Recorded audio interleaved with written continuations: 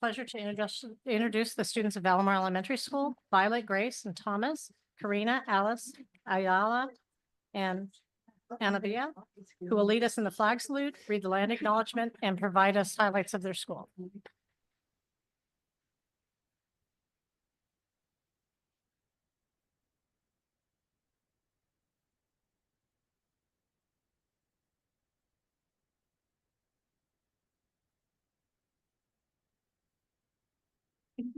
I don't even know if I feel like doing a pledge at this point. And I went to the Supreme Court, you don't have to. thank you. I know, it's like I feel bad, but I don't feel very patriotic these days. Under God, indivisible, with liberty and justice for all. Liberty. Democracy. Right. And there's no liberty here.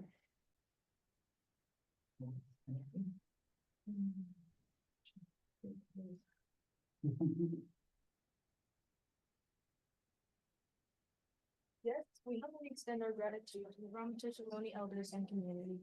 We recognize that we benefit from living and working on the traditional homeland, and we affirm their sovereign rights as First Peoples.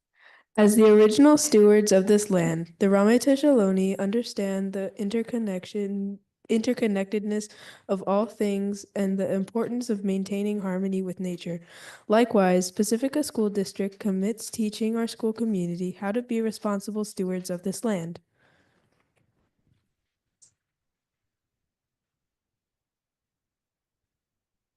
At Valamar, we have many programs, clubs, and events that unite the school as a whole.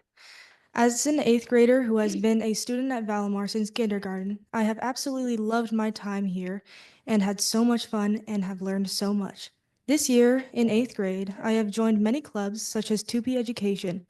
Tupi's goal for middle schoolers to help educate peers about drug and nicotine use and how it can negatively affect people, especially youth, with their growth and health. We have also had field trips this year in 8th grade that help connect us to our community. For example, we went to the Calera Creek water recycling plant in Pacifica, where we learned about where our water and sewage goes and how they try to maintain nature and wildlife in our city. We also recently had an event called the Challenge Day, where 8th grade and 7th graders had a whole day all about bullying prevention and being able to be yourself, free of judgment, no matter what. Through these events, there is an extremely strong community at Valamar, which is supported by the grades kindergarten through 8th coming together. At my last year in middle school and at Valamar, I'm glad to be able to spend it here, where there is mutual respect for each other seen by the support within the grades. Peer Mediators, as a program, helps bring the younger grades together with the middle schoolers and older students as well, helping the community and family-like feel that the school has. Coming together and showing some kindness in the school and learning about each other will help a lot, and I'm grateful for Valamar to be able to teach me this as a student. What is Peer Mediators? It is a middle school club that meets Fridays and help conflicts between kinder and we help kinder through 3rd resolve conflicts during their recesses. What I like about peer mediators is how it unites me and other peer mediators with younger grades. How it unites us through peer mediators is really great. We get to teach them things like how to respect the people in their grade, teachers, and middle schoolers. Another thing we do at Valamar is Family Day. It is about bringing kids from different grades together so we can build a better community with younger and older grades. We have this every month so we can have different themes for different months. Around the last time of Valamar Day, we do something special for the 8th graders because they're about to finish their 8th grade. And it helps so we can get closer with them and the younger kids, so we can form a closer bond together. We have very different themes such as bingo, mancala, family portraits, and more. I really like Family Day because I have made many new friends in my first year at Valamar. Valamar tries to do their school better every day for students. We want everybody to be kind to each other, so we're doing the Great Kindness Challenge. The school gives you a paper that says things that you can do to be kind, and then when you do one, you mark it down. If you did each one, you can get a prize. It's really fun to do, and it helps you practice on how to be kind, and sometimes you make new friends or you get closer to people. It's happening this week, and I'm having a lot of fun with it.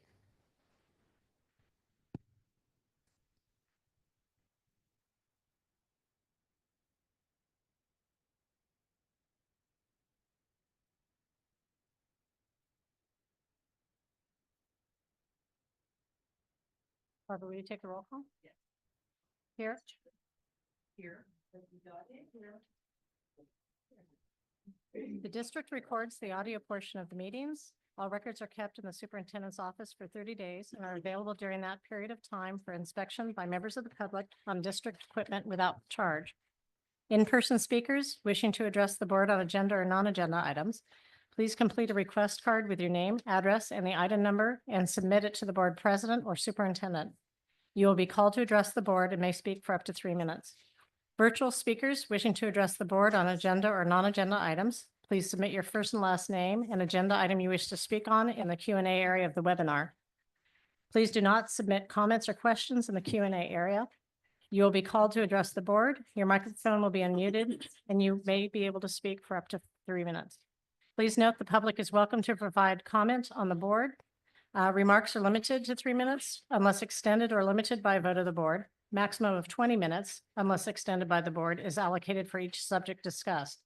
The Brown Act open meeting regulation under which the board must operate do not allow board members to comment on non-agenda items or information that you bring up that is not on the agenda. Additionally, no action can be taken. However, the board may give direction to the staff and following a comment. Okay, item 6, approval of the agenda. I would like to make a motion to amend the agenda and move item 12B, the provisional trustee interview, selection, and appointment to the first order of business following the communications and the approval of the amended agenda. Do I have a? Okay.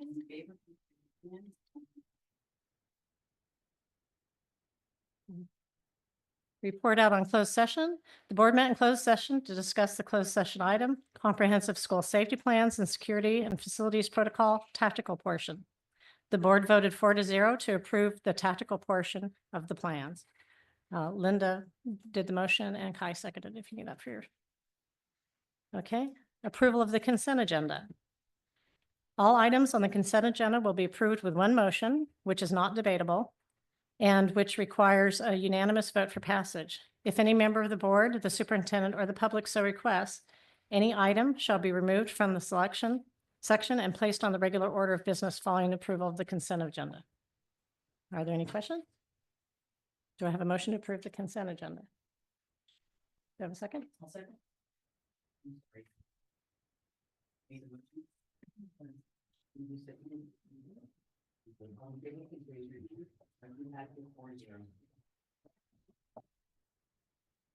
Okay. Item 9, superintendent and board special recognitions. Dr. 8B. Oh.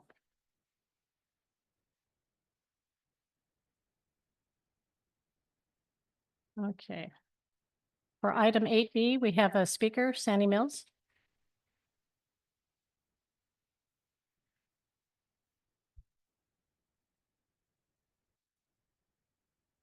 Hi, I'm Sandy Mills. I'm speaking on behalf of Joan Whiteman, who's out of the country. The minutes of the meeting need to accurately reflect what transpired at the January 22nd, 2025 meeting. The minutes actually accurately reflect the comments made by all the speakers. It also states that an additional 20 minutes was given for public comment. What is not reflected in the minutes is that not all the people who submitted cards were allowed to speak. Based on the number of yellow cards submitted and the number of speakers, 11 people were not allowed to comment on this very important topic that is fundamentally dismantling two popular programs that have existed in our community for 50 years. I request that the following statement be placed as part of the minutes, section 10A, after list of commenters. Based on the yellow cards submitted, 11 people were not allowed to comment. Thank you.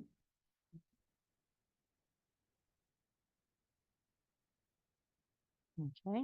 Item 9, Superintendent and Board Special Recognitions. Good evening, everyone. Good evening, Board of Trustees. This is one of our favorite parts of our agenda. And so this evening, we are going to acknowledge two of our greats, our Pacifican greats. And this is an acknowledgement of William and Beth Kellerman, the dedicated to the PAC-9 and the Pacifica community. We extend our gratitude to William and Beth for their incredible dedication, years of service as leaders of Cub Scout PAC-9.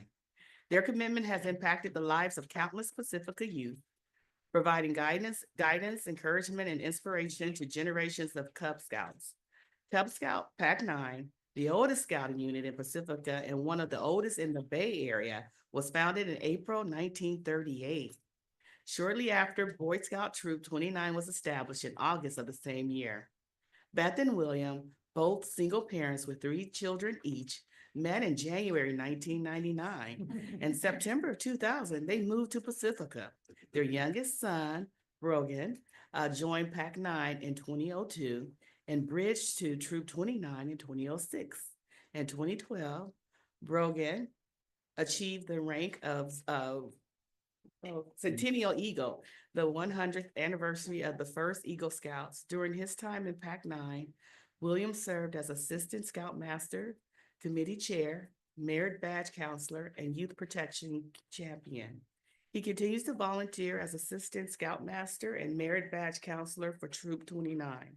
In December 2020, Club Scouting faced challenges due to COVID-19 lockdowns, and PAC-9 considered dissolving.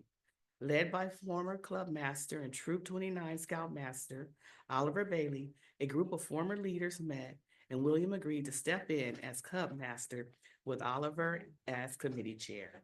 Beth volunteered as the Dean Leader to allow their granddaughter Alice to become the first girl member of PAC-9. From a minimum of 3 Cubs in 2021, the PAC has grown to a current roster of 24 Cubs. Additionally, during this period, 10 Cubs have bridged to Troop 29, with the oldest one recently earning Eagle. That's good. Alice's aspirations to become the first girl from PAC-9 to achieve the rank of Eagle. PAC-9 is proud to be a part of the Valley Mar community. Through William and Beth's leadership, PAC-9 has been a place where children in kindergarten through 5th grade learn valuable lessons, build friendships, embark on exciting adventures, develop independence, experience personal accomplishments, and feel a true sense of community. William and Beth, you have definitely played a vital role in fostering these experiences, leaving a lasting impact on the youth scouts and their families. And for that, as the Board of Trustees and Superintendent of Pacifica School District, we thank you, extend our gratitude, and we'd like to extend to you and recognize you for all of your work and dedication. This certificate, Madam President.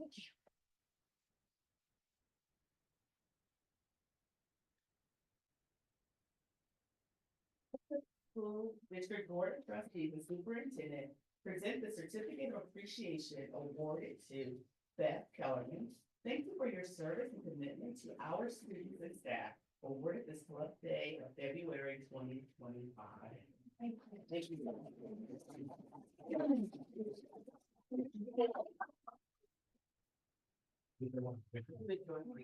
All right. Pacifica School District Board of Trustees and Superintendent present the Certificate of Appreciation awarded to William Kellerman. Thank you for your service and commitment to our students and staff, awarded this 12th day of February 2020.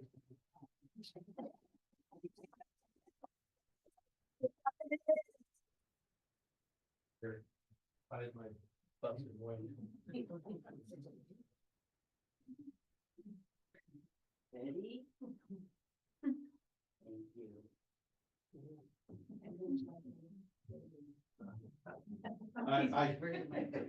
Where do I start?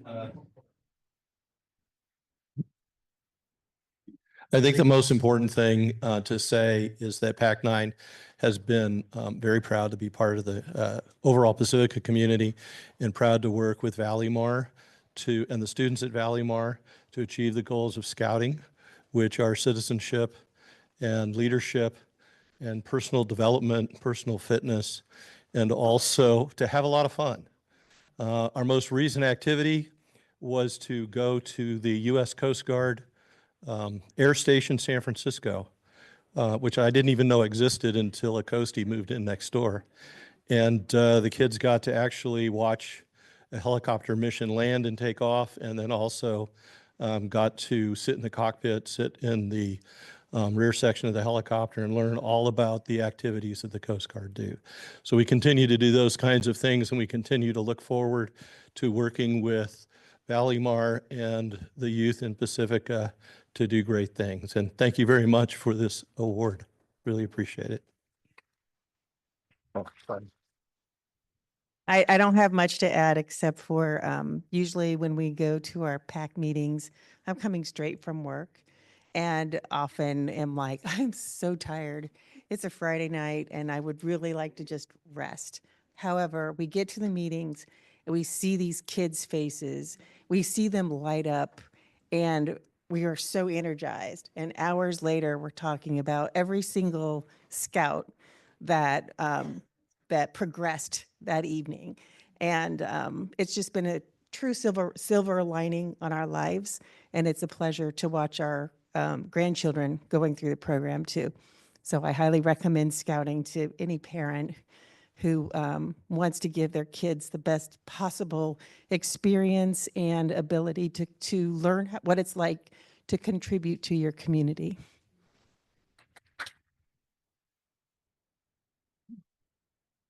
And final, before you leave, one remaining recognition from Scouting America, Pacific Skyline Council 031. William Bill has been involved with the Scouts as a leader, beginning with his son in PAC-9 and Troop 29, rejoining PAC-9 to lead his grandson, what a legacy, through the program. He is also active in the district by attending roundtables. This is where leaders get additional training and scouting information from the district.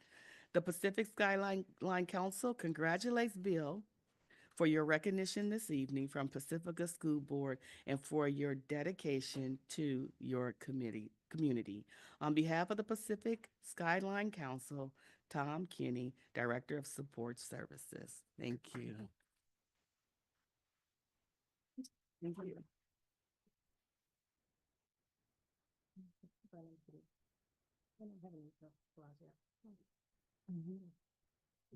Pick your name and you can have them go back. Oh, okay, we're gonna go ahead with communications. Yes. Okay. Yes. Okay. Communications, LSEA? Communications, LSEA?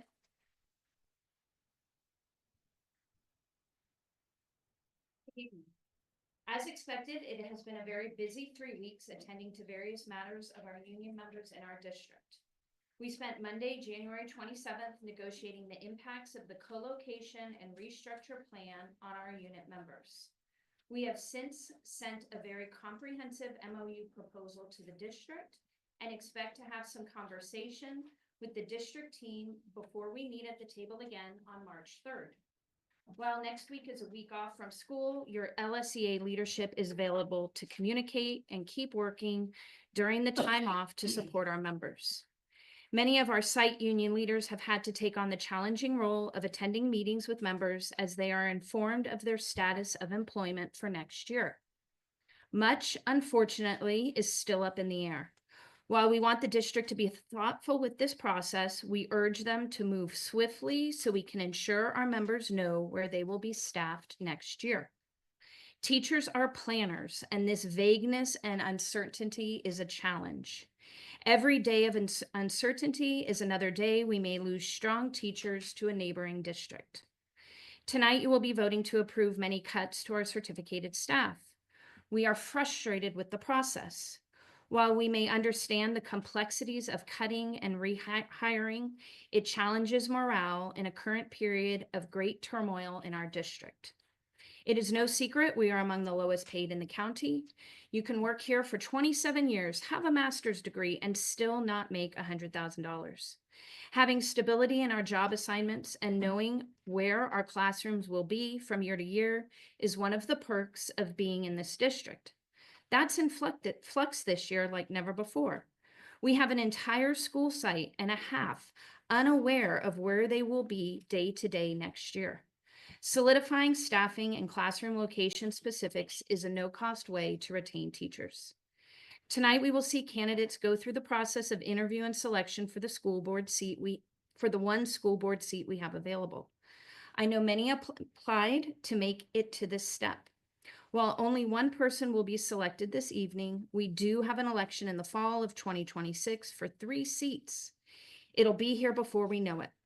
Perhaps people who are interested come to school board meetings, gain visibility at school events, and reach out to labor partners.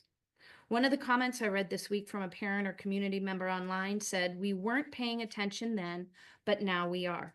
That's great. Keep it up. Please continue to remain involved even when contentious issues are not on the table. Besides the representation of our union members in the co-location and restructuring work that is going on, LSEA leadership has been working with many members around safety in the classroom. Fortunately, this article is currently open in negotiations.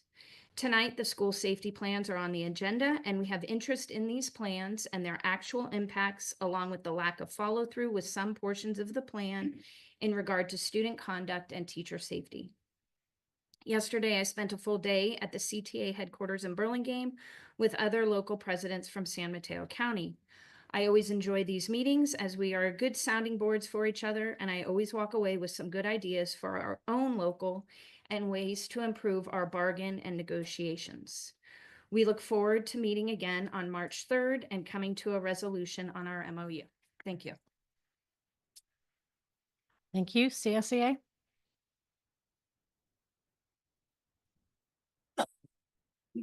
It's hard following you. Good evening, board members, superintendent, and guests. Tonight, I speak to you on behalf of our dedicated classified employees as we navigate a new and challenging process for many of us: relocations, layoffs, and reductions in hours. This has been a learning experience for us. Sorry, I went off script. Particularly as we've worked to understand procedures such as displacement rights and other complex elements of staffing adjustments. Throughout this process, our highest hope has been that we would not lose any of our valued classified employees. These individuals are the backbone of our schools, playing essential roles in the daily experiences of students and families. In conversations with HR, we understand that the goal of these changes is to share resources across the district and ultimately save money. We recognize the black and white financial reality that often drives these decisions. However, as we continue making these difficult choices, we urge you to keep one guiding question at the forefront. What is the best interest of students and families? This one sentence is what we repeatedly said during the committee meetings. We are particularly concerned about the elimination of the school secretary position at Ocean Shore School. The decision impacts not only Ocean Shore, but also Sunset Ridge, as the transition will bring a significant increase in students and families to the school. Maintaining the secretary position is crucial to ensuring a smooth transition, preserving familiarity for families and the community, and supporting the administrative needs of a growing school population. We ask that you consider a transitional approach, keeping the Ocean Shore secretary in place for at least a year to collaborate with the Sunset Ridge secretary. This teamwork would help ensure a smoother transition and better support for school communities. The planned co-location of the two schools on one campus is going to require additional experienced office staff, and we strongly believe the approach would better serve the students and families impacted by these changes. As we work to enhance our middle school programs, we also we must ensure that we have the necessary support to accommodate their growing student population. This includes potential additions to administrative staff, counseling staff, office staff, and campus supervisors. These roles are essential to the success of the transition and the overall growth of our student body. Now I'm going to go on a totally separate note. In cleaning the office, I found this book. This booklet that was created in 2000 by then Superintendent Michelle Garside, which gave the history of the Pacifica School District from 1861, it starts, up until 2000 when this was published. It was very interesting, and I actually made a copy for each of you, and it's in Barbara's box. And I made some copies if anybody else is interested. It's a good read. Okay, so as we reflect on the history of this district, we are reminded that it is not the first time hard decisions have had to be made. In preparing for tonight, we found this book commemorating 50 years of the Pacifica School District, published in 2000. It offers a sobering look at the many challenges we faced over the years. From 1950 to 1968, 11 schools were built to meet the growing enrollment. By 1969, the first budget cutbacks led to elimination of assistant principals, resource teachers, and school nurses. We're the school nurses, the school secretaries now. More reductions followed, including the closure of several schools throughout the 1970s and 1980s. By 1985, enrollment declined by 60%, from a high of 10,000 students in 1969 to just under 4,000. I was like crazy. These difficult moments underscore the resilience of this district and the community that supports it. Yet sadly, enrollment trends have not improved, and it appears we must once again navigate similar challenges.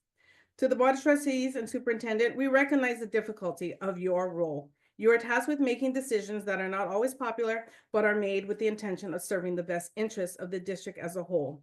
For that, we extend our sincere gratitude. We may not always agree, we may not always agree, but we respect and appreciate your dedication and thoughtful deliberation. As we move forward, we hope that collaboration and creative problem solving will continue to guide us in supporting both our staff and the students and families who rely on us. And now our above and beyond.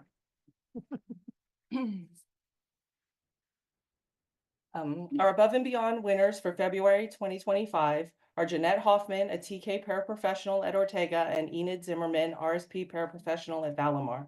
Jeanette Hoffman is a TK paraprofessional at Ortega School. Jeanette is kind, caring, and helpful. The children in her TK classroom love her. Jeanette is always ready to jump in and help where needed.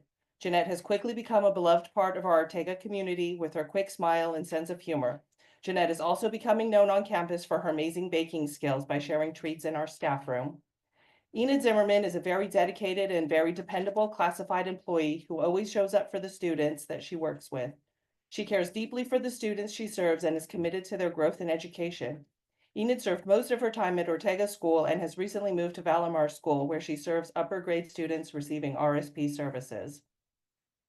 CSEA Chapter 128 is proud of all of our above and beyond recipients. Our classified employees are dedicated, hardworking people who care about our students, our schools, our district, and our community. CSEA will continue to shine a spotlight on Pacifica School District's wonderful classified employees. We believe that the hard work, the dedication, and the contribution of our valued classified employees should be celebrated and rewarded. Union proud, union strong. Thank you. Okay, student board representatives? Oh, not here, okay. People wishing to address the board? I have Michael West.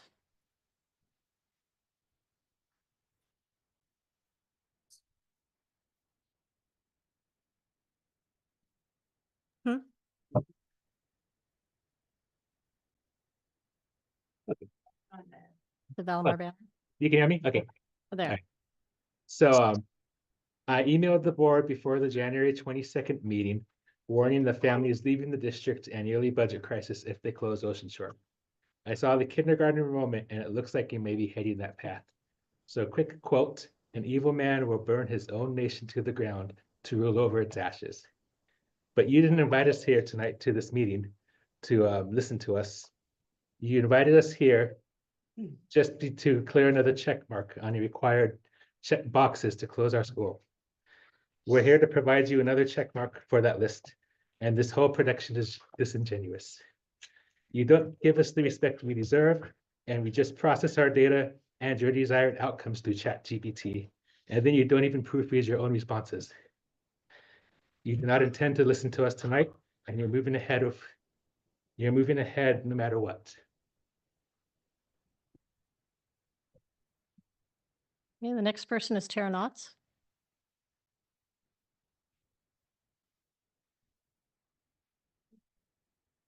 Open the microphone. Okay, I'm an inch from it, but I'll, okay. Tara Knotts? Can you hear me?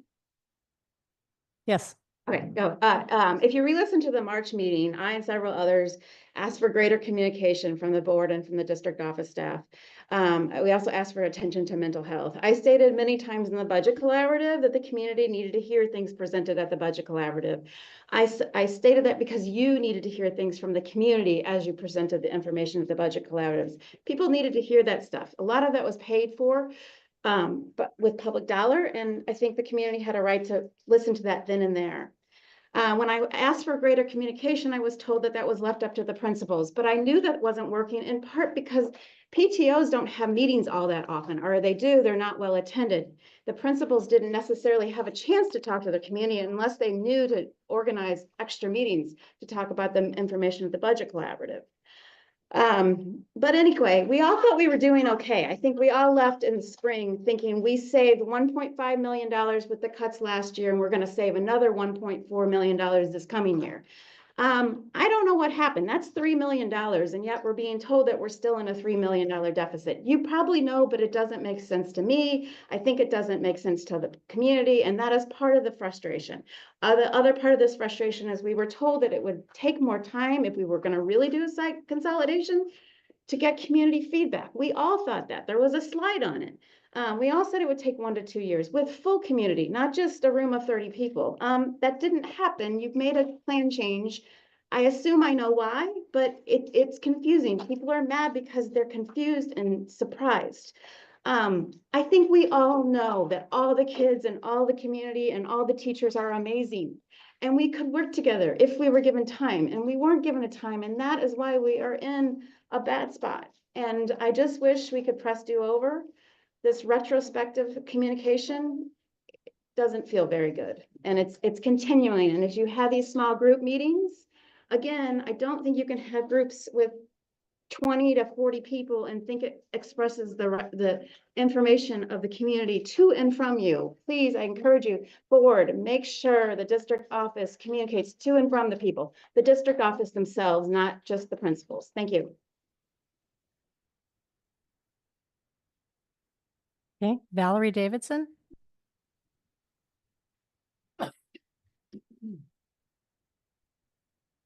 I'm a parent of former students of Ocean Shore School. We've heard about legacy and history, and I want to just say that Ocean Shore School has a history in this community, and it continued to provide a legacy from parents who went on from being parents of students to being either teachers or active members in the community. I am feeling that the decision has been rushed, and this has provided so much angst in the community and dismay. Ocean Shore, it hasn't been the first time it's been targeted for closure. it's a small program, it's a unique program. How it can be classified as a traditional program, I don't know how that classification ever came up. But in providing unique programs and choice in this district, from K through 8 to the unique program that Ocean Shore is, to a unique middle school, it provided choice. It brings people into the community. It helps people stay in community. It provides support from people who are no longer got students in the school district to support the bond measures that you rely on to cover some of the expenses. I appreciate you're in a tight spot, but Ocean Shore School has shown that it can be creative too. Keep the K through 8 program together, and you'll see it can share sites, it can provide as rich an environment as it provided for my kids, who are now 30 and 32. Please reconsider, sit down with the community. Let's work on a solution that might make sense. And in regards to the small meetings, I attended one, I appreciated it. I would like feedback from it, but I'm frustrated beyond. I want this district to succeed.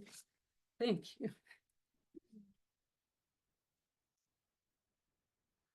Okay, Sean Holly.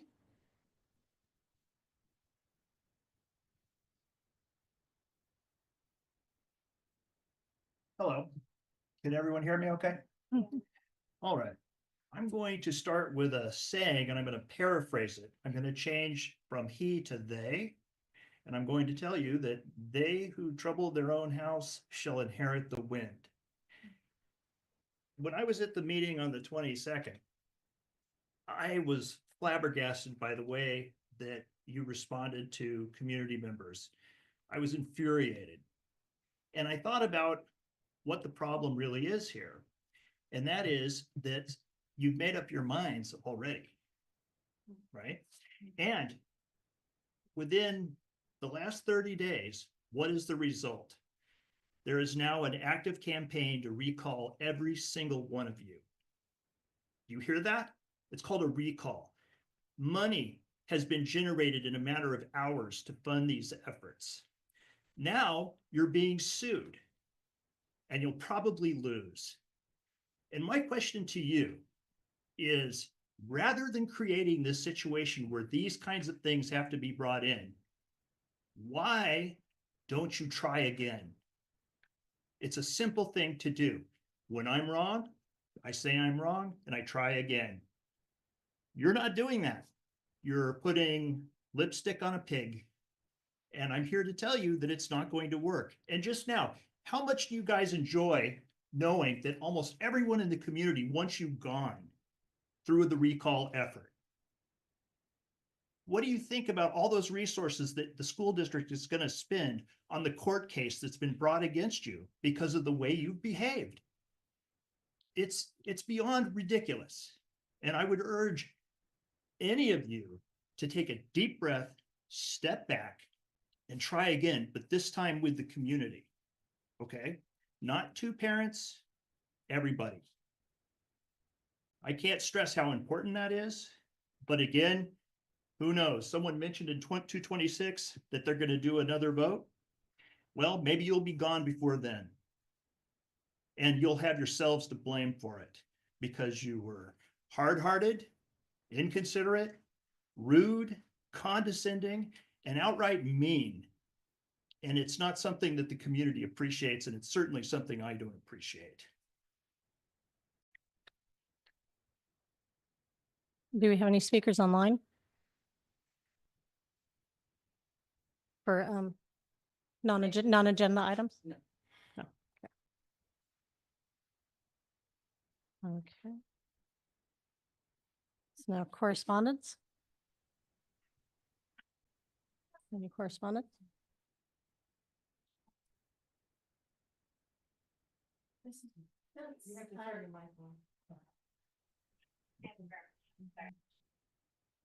Since the last meeting, I have attended Ortega's PTO meeting. Prior to the meeting, I requested a list of items they pay for or plan to pay for the school year. On that list was repairing asphalt, which sounded more appropriate for the district. So I passed my concern on to Dr. Williams and CC Meng.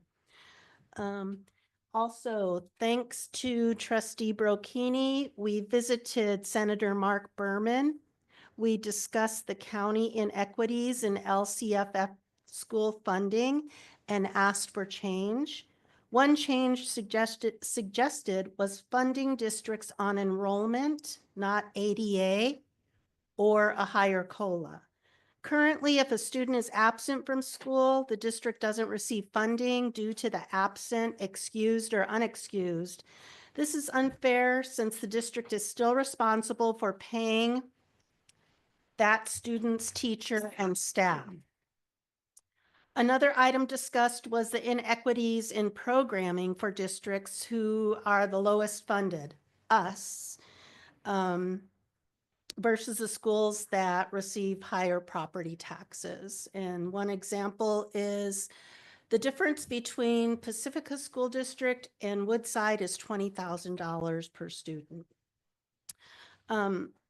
My perception of the meeting is that nobody is really looking at this inequity, and we need to keep lobbying for change. LCFF was supposed to address inequity, but it made it worse, in my opinion. And thank you for Trustee Brocchini for setting up the appointment. I also attended the budgetary overview and update on co-location.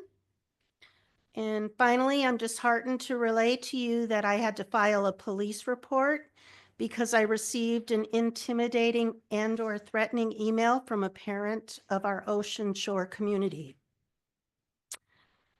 The email caused concern for my family, their safety, and their peace in their own home. In light of this, I'd like to share the other point of view of some community members without mentioning their names. Hi all, I've been following the drama of the very tough decision you have had to make about the budget crisis, school relocation problem you will vote on 122 on the Pacifica Locals Facebook site. Lots of good information and also a lot of scare tactics. School relocation closure will never be an easy topic to address. As a parent, we went through the same thing years ago when Odsted and Lindemar schools merged into Ortega. My daughter started at Odsted, then finished at Ortega, then on to IBL. Not fun at the time, but it had to be done. I think your plan to relocate is sound. The Ocean Shore parents are being selfish and not respecting the needs of the whole district. Something needs to be done now to get the budget straightened out. And if closing some schools due to fewer students is the best answer, then it must be done. My wife and I are both retired school teachers. I personally have never liked the K-8 model used at 3 schools in the district. I think the middle school experience much better prepares students for the high school where multiple subjects are taught by different teachers. I am no longer a parent of a school-age child. Both my children graduated from PSD schools. My son in the last graduating class of Ortega Middle School, but have a vested interest in PSD as a taxpayer, voter, and supporter of public education. Whatever decision you make tonight and how you vote will not be liked by the whole community, but please make your decision based on what you think is best for the whole district. The topic needs no more study or discussion. That is one. Well, that's their perspective. Yeah. We're skewed. Dear Trustee Villalobos, I hope this letter finds you well. I'm writing to you as a parent of a 6th and 8th grader and a former board member in a school district in Southern California. As you well know, Pacifica School District, along with many other school districts, have faced a series of unprecedented challenges in the past decade, including declining enrollment numbers and COVID. Despite PSD's efforts to avoid such a step, the reality is that the district and school board trustees must make a decision that ensures financial stability of the district moving forward. I know how difficult it is to have to make this decision. I was a school board member at, I redacted it, a neighboring unified school district when the state took over Compton Unified School District. I can tell you that the community in Compton wished that these types of difficult decisions had been made. State control does not serve the interests of the local community. I want to express my gratitude to you and the district for taking part in a process that allowed for stakeholder input and utilized current district data as well as projections from the state. The recommendation, while not popular and very personal to the families being directly impacted by it, allows for Ocean Shore to continue its K-5 program. It also allows the district to preserve and invest in the quality of education that all PSD students deserve. I hope that it also allows the district to adequately compensate certificated and classified staff. Although you are likely hearing from the vocal and upset families at Ocean Shore and Valleymar, middle grades, there are many families who are not as outspoken that understand this is a difficult decision that must be made. Thank you for your courage and commitment to providing each and every student in Pacifica with a high-quality education and for ensuring that this district is financially solvent moving forward. With gratitude. The next one's very short. I hope this email finds you well. I'm sending a note of support for approving the proposed plan for moving middle school from Ocean Shore and Valleymar to IBL and moving Ocean Shore Elementary to Sunset Ridge. I appreciated how the team walked through the information on Saturday the 11th. PSD is in a unique position to still be able to make decisions. Inaction at this point removes the ability of PSD to determine its fate. These decisions are unpopular and unwelcome, but necessary. I continue to reach out to people to ensure they have the correct information, but seems the sensationalizing of things has become the loudest voice. I encourage you to stay the course despite how unhappy some people may be. This is in the best interest of all PSD students now and in the future. Thanks.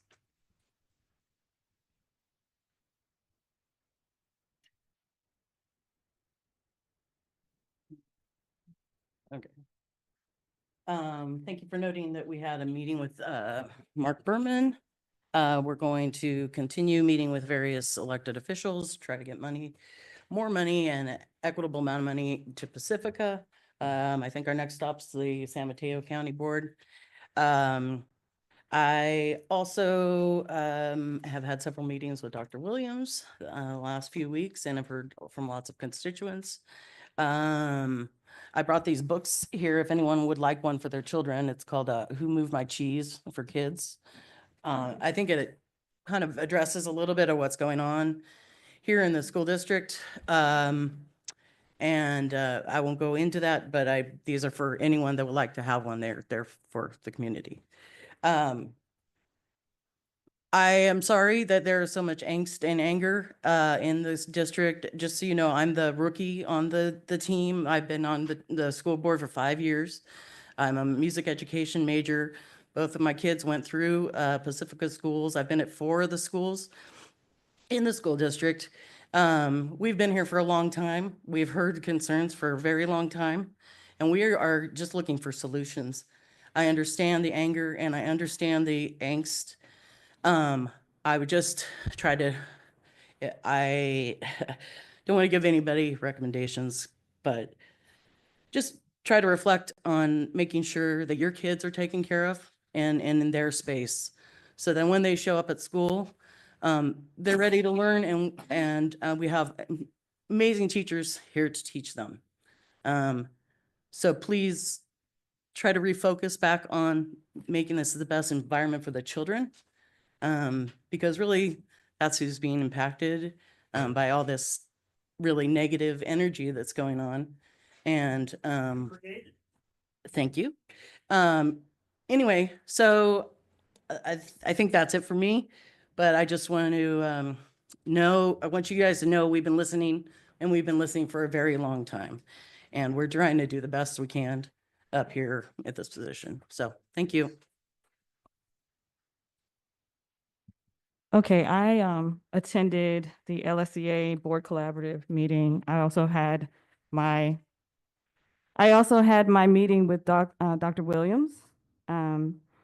I too have received a lot of support emails. I'm not going to read them, but I thank those community members who are paying attention and who are sending their words of support to us.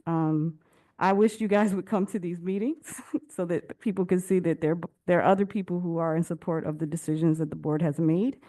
But I appreciate all the support emails that have come to me.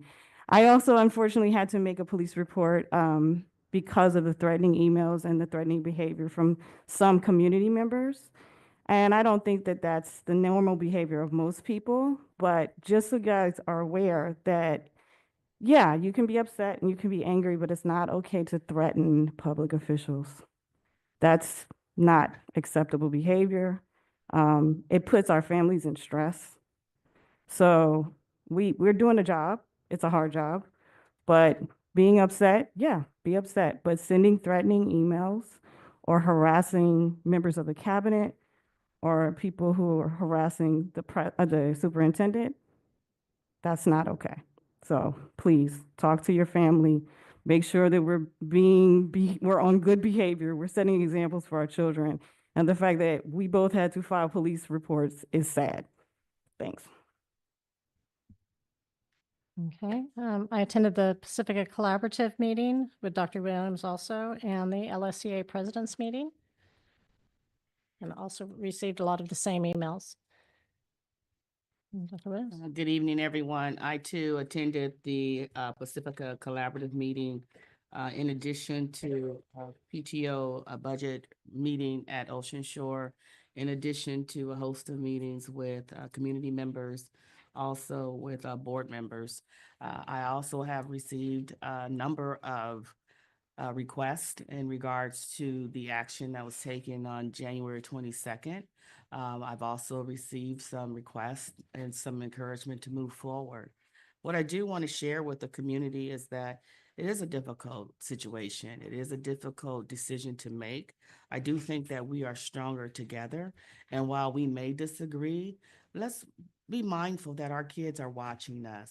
And what we demonstrate how we can get through tough times is what they're going to remember. And that's what they're going to take with them.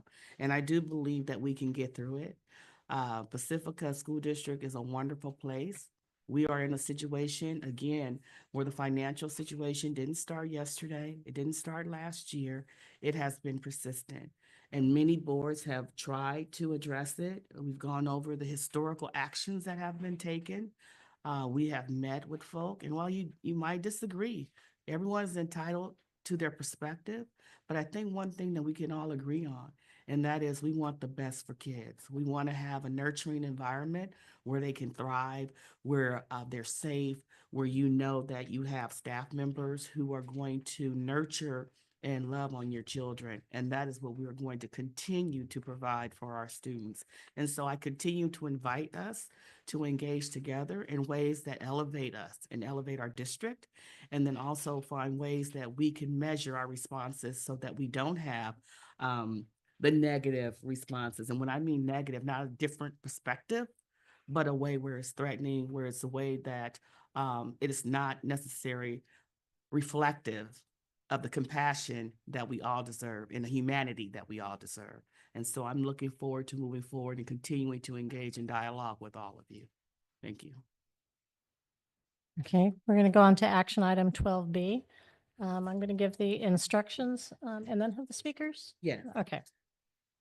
So for the provisional trustee interview selection, we welcome and thank the candidates for their interest in serving the students of our school district by applying for this provisional appointment to the Board of Trustees. Rachel Reimer has withdrawn her application. The remaining candidates, Dawn Burdette and Bridget Hart, will be interviewed individually in public. The order of interviews will be determined by drawing the name. The candidate not being interviewed will be escorted to the room outside of the boardroom. The interviews will consist of the board members taking turns asking the candidates questions in a series of questions for which the candidates are allotted 2 minutes per question to respond. After the second interview is concluded, the second interviewee will be escorted to a room outside of the boardroom, at which time the board will deliberate and vote to select and appoint a provisional trustee. After the selection is made and the appointment voted on, the candidates will be brought back into the boardroom and the selected candidate will be sworn in by the board president, given all powers and duties of a board member, and immediately take their seat on the dais for the remainder of the meeting. And we have some speakers. We'll do that with both of them in here. Okay. Pam Dzenski.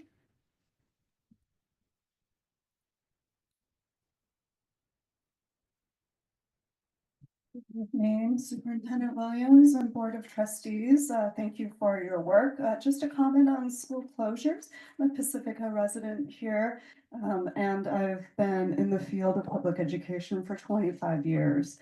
And I know that the school closures throughout our state are just, like wrecking balls to our local communities, and really based on a model of scarcity, and it pits us against one another.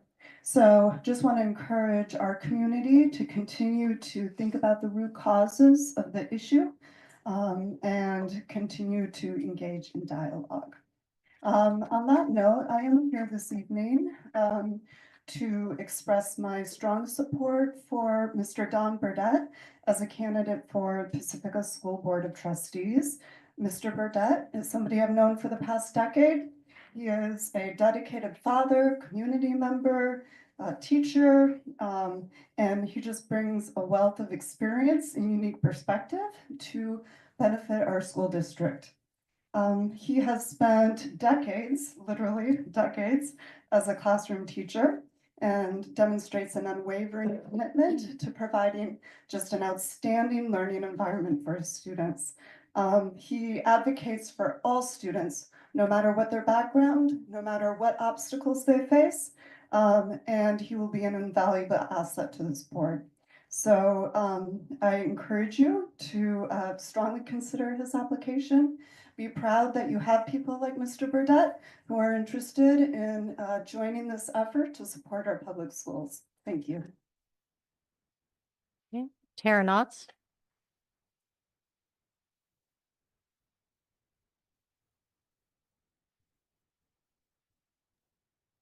We good? Okay. Is that good? Yeah, go ahead. Thank you. Regarding the potential candidates, I have considered being a board member of either the school or the city or something on a county position or even a nonprofit. And I have wondered about what it's like to be in your shoes, to have to make hard decisions, ones that are not the majority are in favor of. And I know it's not easy. You have to, and I if I were you, I would of course ask for lots of facts. I would weigh a lot of things. I would ask hard questions. I would do them in a public format.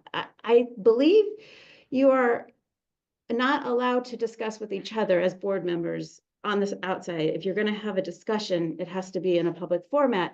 And I'm always surprised when I don't hear like really deep questions, a deep dive.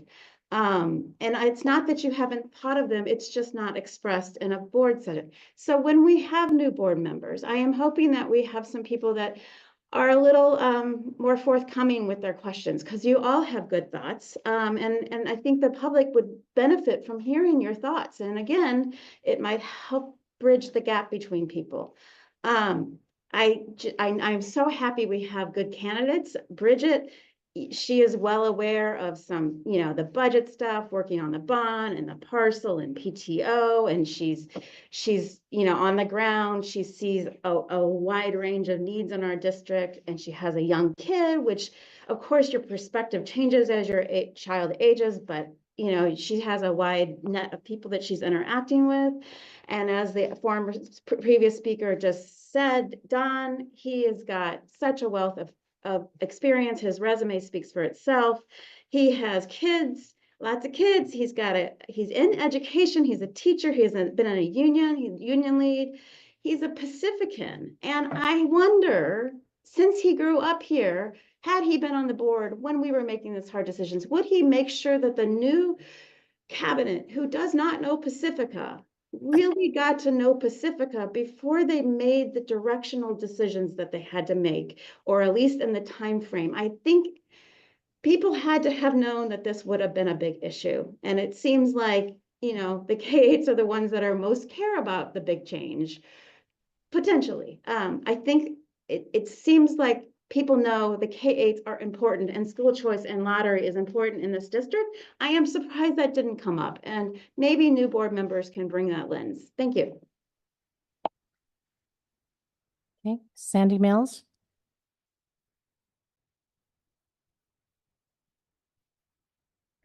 I'm now changing my hat to be Jean Brink.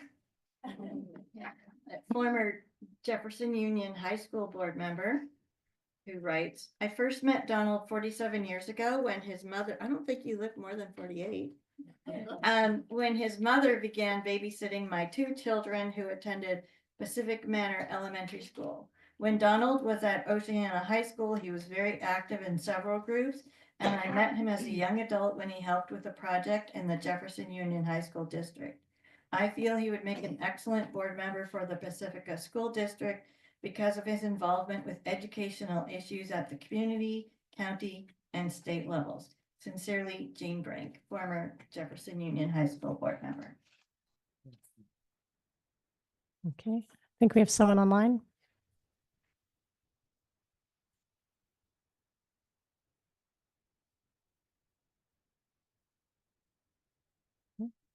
Okay, we'll do one while we wait in person. Christine Fagan. I'm not going to speak.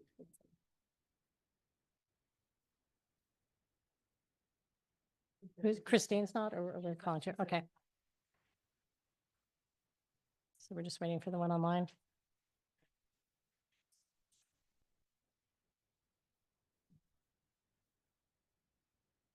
Okay. We'll need to go ahead if we can't locate her.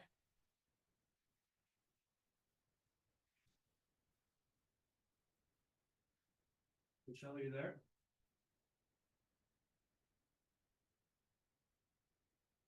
Okay, so we're going to go ahead and draw the name for the first interviewee. I have to do that.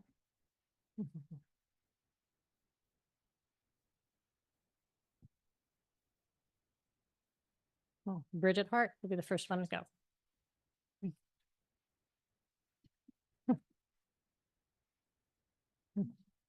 Um,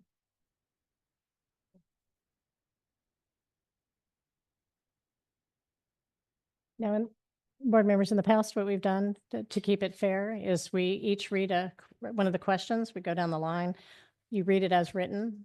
You don't elaborate or add in other questions so that it stays fair to the others, unless it's something specific follow-up that we would maybe then ask the other person also. And so we'll go down the line and you'll have 2 minutes to respond for each question. Okay. Yep. Write notes. Thank you very much. Write notes or look at notes? My application essentially. Yes. Am I? Oh. Am I allowed to look Can't at my you look at her application while we do? application? Glad we went over that. Okay. So I'll do question number 1. What do you see as the basic purpose of public schools? What is the role of the governing board in fulfilling that purpose? So public schools are really important. They serve the public. The point of public schools is to educate kids who are going to grow into adults that are in the public. So there's a very intricate, complex system that's in place to make sure that our public schools are functioning like a well-oiled machine. The role of the governing board in fulfillment of that purpose is to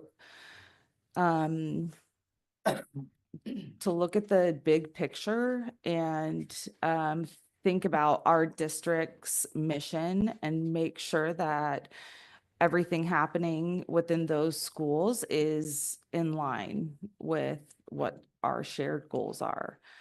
That's my answer to number one.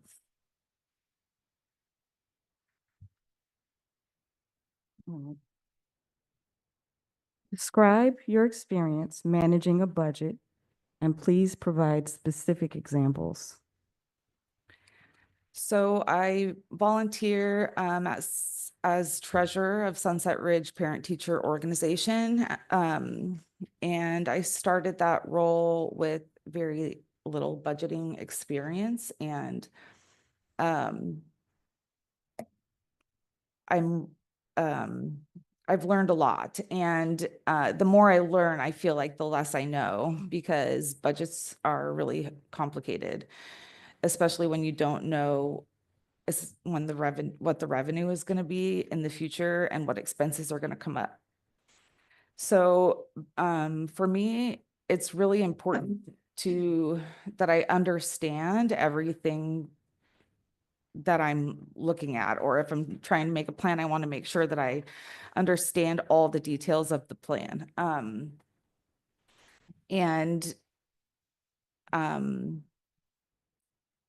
It helps me personally to create something so that there's a visual. So there's let's see, sorry. Specific examples. So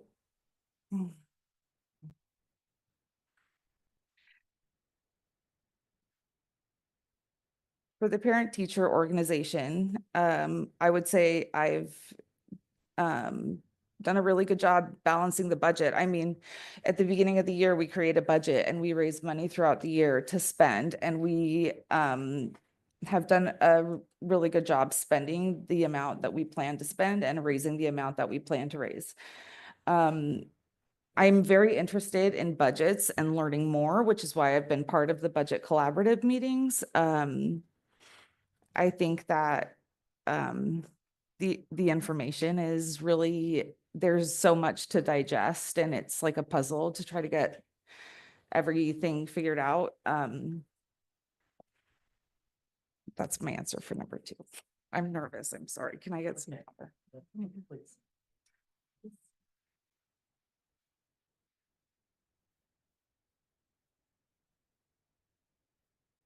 If it makes you feel better, both Linda and I were in your position a few years ago, doing the same thing. We did the interview in front of everyone. So you're doing okay. Just hang in there.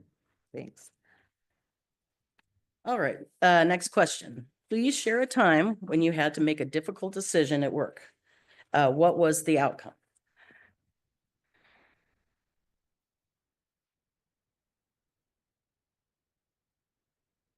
I'm going to think about this one for a minute.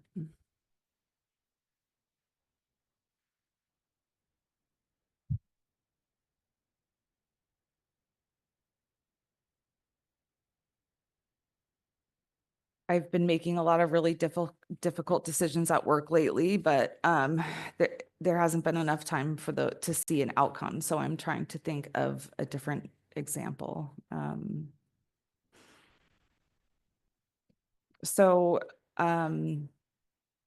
We've had to make some very difficult decisions in the PTO. Our budget isn't very big. We raised $60,000 a year, and it's a huge effort to raise that money, and deciding what to do with that money is really hard. I would say, the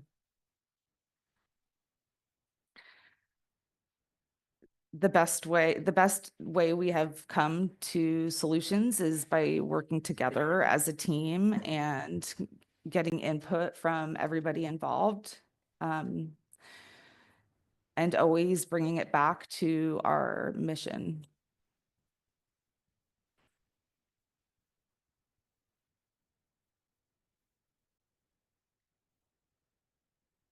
See as the strengths of our school district. So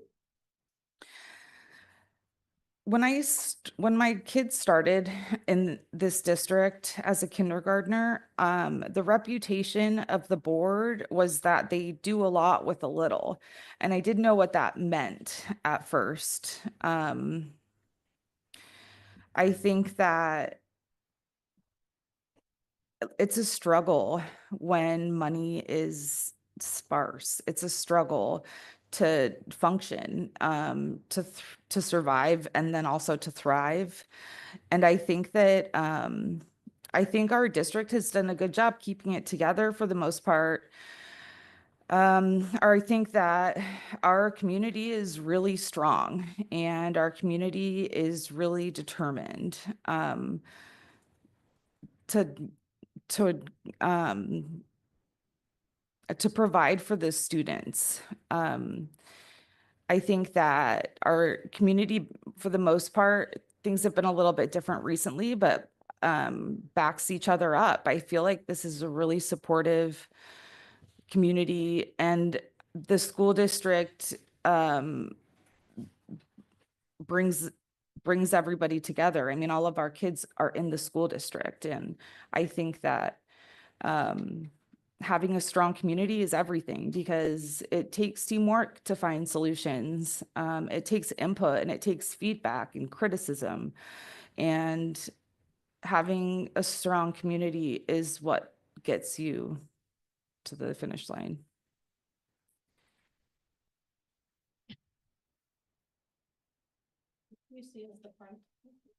What do you see as the primary role of a trustee?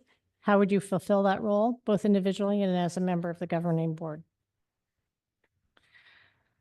So the way the schools are set up in the system that's in place, there are several different groups, starting with the kids. Like, they're the whole reason that the system is in place.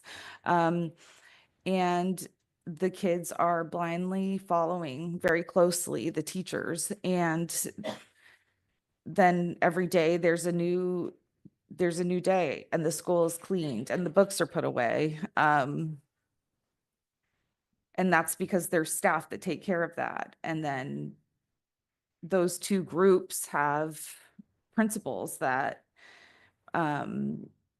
manage their work and oversee their work. And then there's the district cabinet that kind of makes sure that what's happening at the schools is relevant.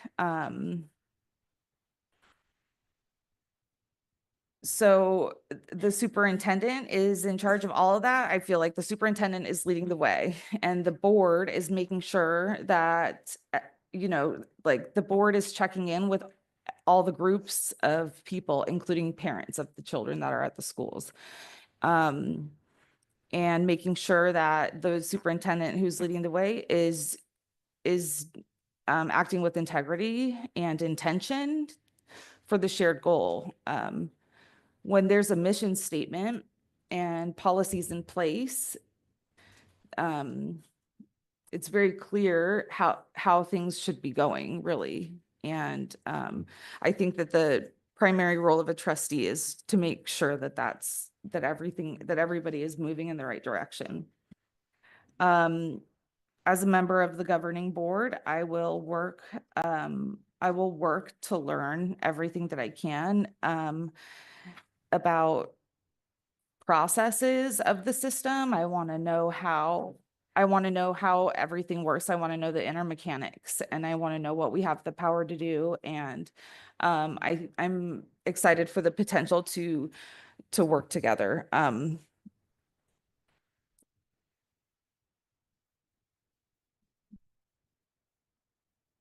So by having all the knowledge, having all the knowledge is how I plan to fulfill that role.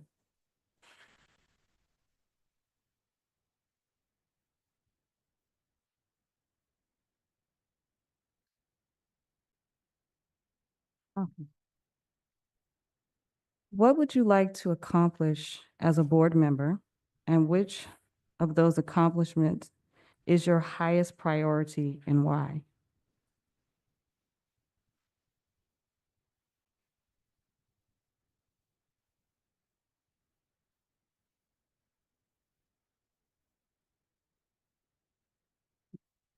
As a board member, let's see, something I would like to accomplish is kind of putting into place a digestible message to the community about what's going on with the school finances particularly.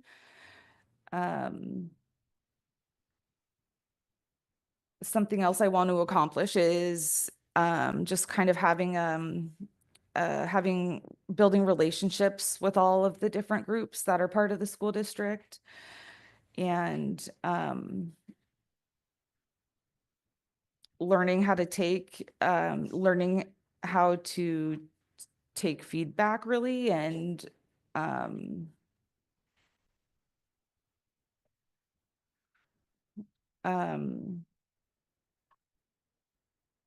I really want to see this relocation of students go smoothly, and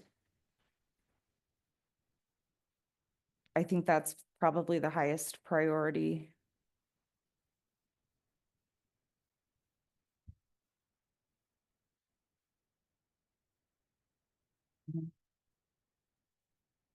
All right, what do you see as the areas most needing improvement in our school district?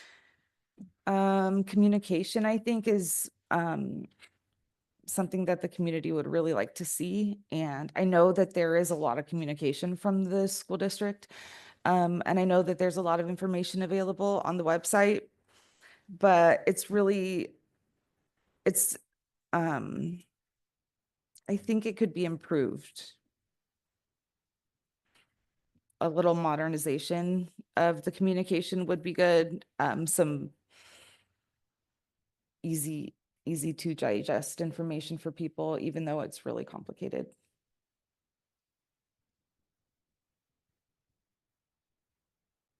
How would you work with members of the governing board to address our district's financial challenges? This is something that I feel I've been practicing already.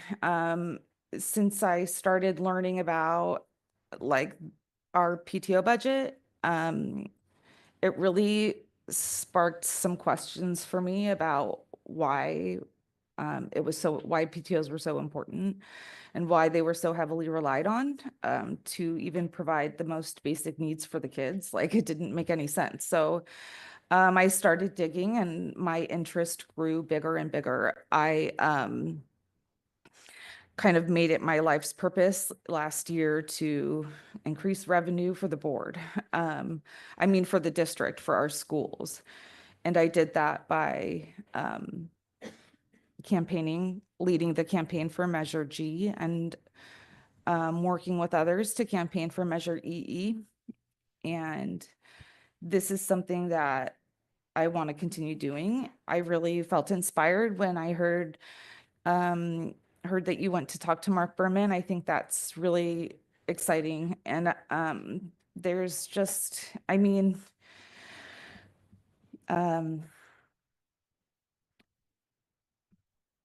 working with members of the governing board, I think that the process for that is already in place, and I look forward to really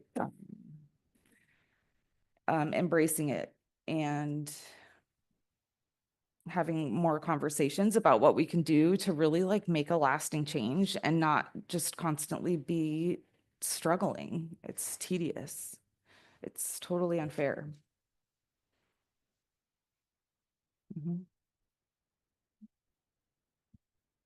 Just describe your response if a parent cornered you in the grocery store and asked for your support on a particularly hot issue. What if the issue was one you had not heard about yet, but that had been reported or discussed on social media?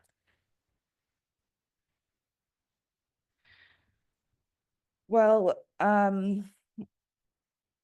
if a parent came to me in the grocery store upset about something that I have already seen information about on social media, it's tricky because what I would do today is different than what I would do if I was on the board. Today I have a tendency to be very agreeable, really just smile and nod if somebody is trying to share something with me that I don't have information about. But I know that as a board member, it's important to have integrity and always remember that you are acting on behalf of the board. So, I would be mindful of that. I also understand that there are social media. It's really difficult when there's a hot topic and conversations about it are happening on social media because it's really hard to change somebody's mind. If the information is there in the first place, then it's different to form somebody's opinion, or to kind of give somebody information so they can form an opinion. But once there's talk about it on social media, I think it's really hard to change somebody's mind. So anyways, I think it's important to listen. And I think that something that I would do is ask to continue the conversation later so I can have time to process the information and learn more about it before revisiting it.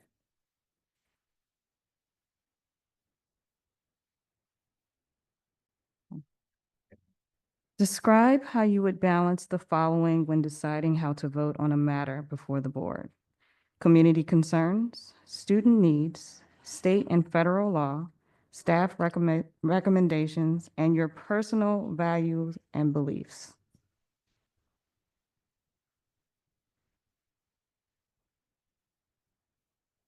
How would I balance the following when deciding how to vote on a matter before the board?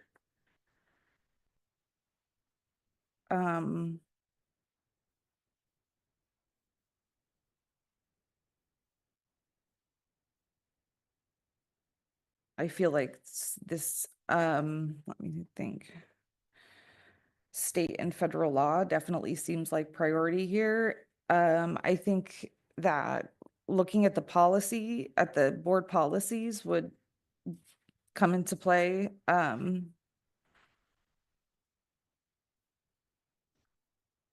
Something I appreciate about the system is that there aren't really meant to be surprises on the agenda where you're expected to vote on something without having all the information already.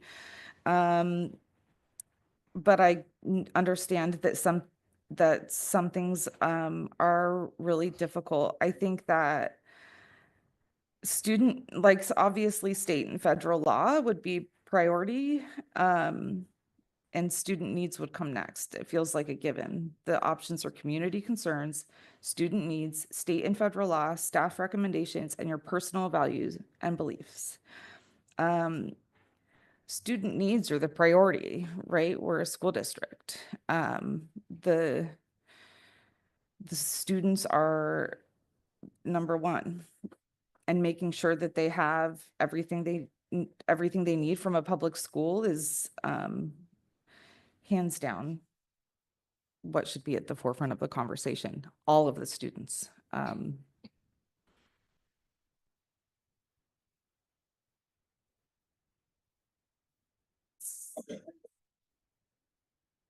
right, thank you. That was the last question. Okay, thanks.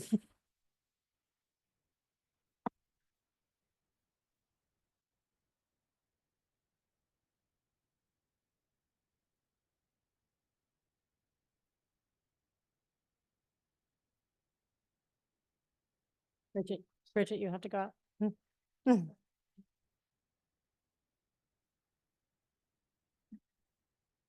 Hmm.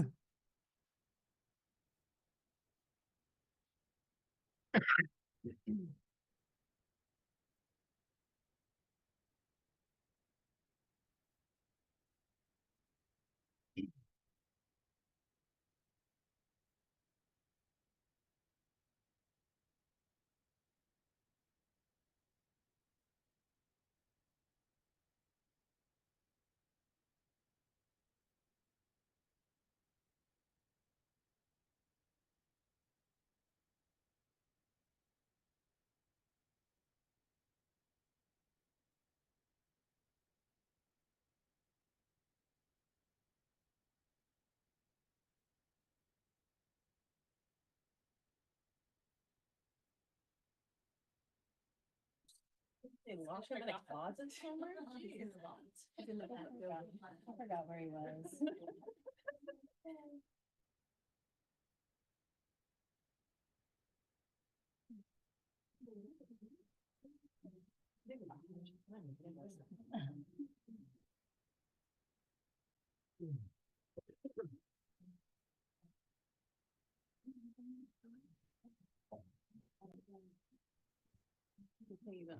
Fold off and Jeez.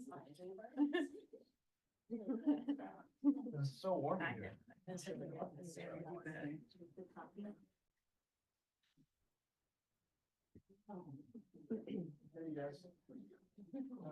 Okay. Yeah, so, well, okay. Yes, so what we're gonna do is we have questions, we're gonna read them and go one down the line. We'll be reading the same questions that we asked Bridget, in the same order. Yeah, 2 minutes for your answer. All right, the first question. What do you see as the basic purpose of public schools? What is the role of the governing board in the fulfillment of that purpose?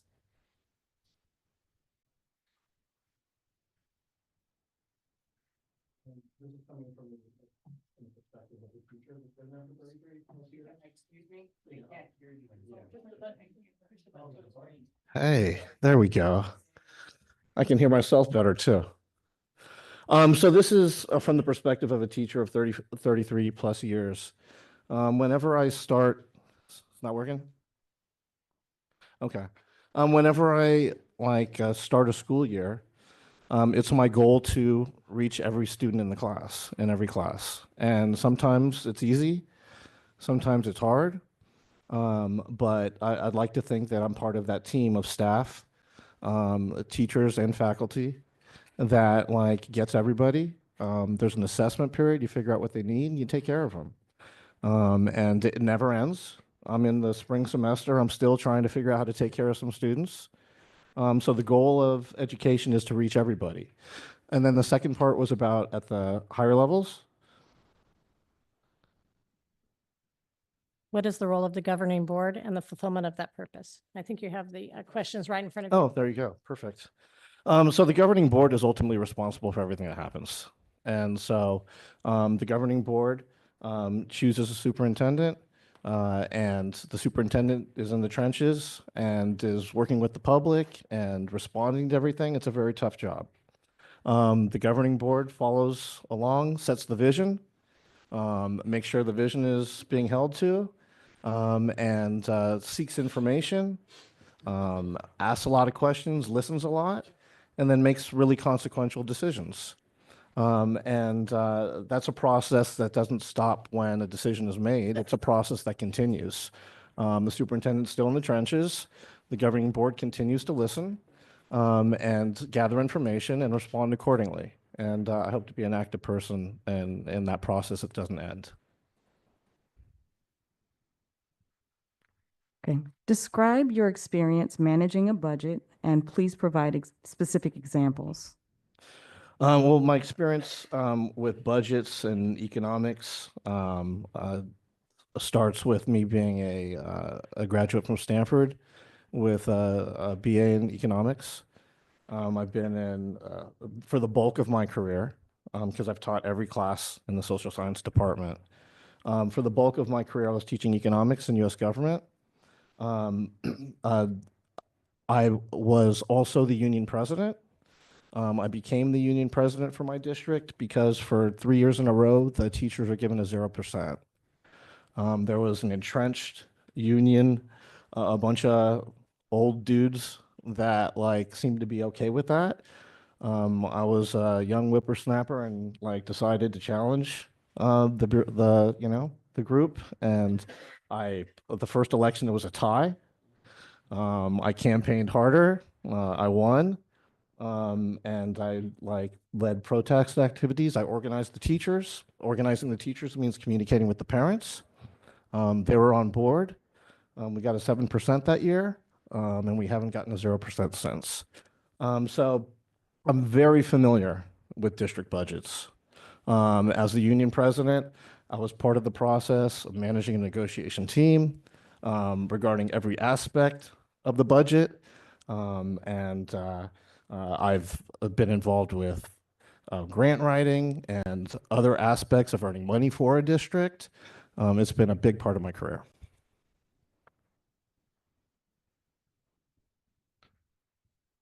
Okay, please share a time when you had to make a difficult decision at work. What was the outcome? I mean, it seems like every day there's a little bit of a difficult decision, right? A difficult decision at work.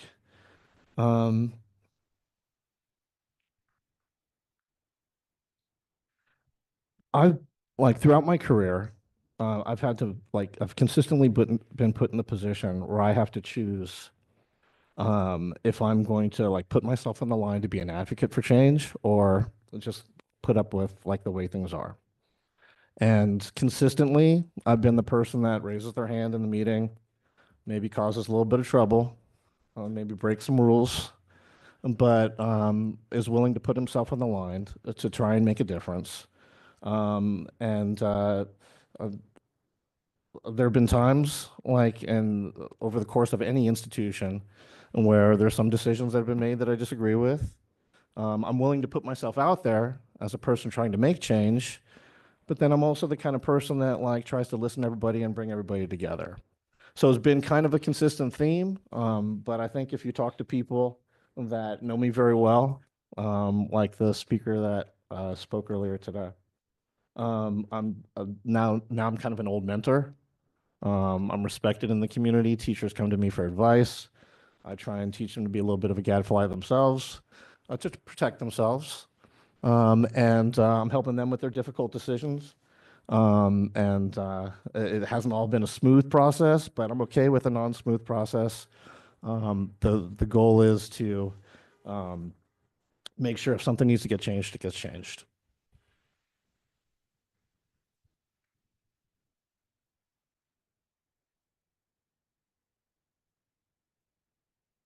What do you see as the strengths of our school district? Diversity. I love Pacifica.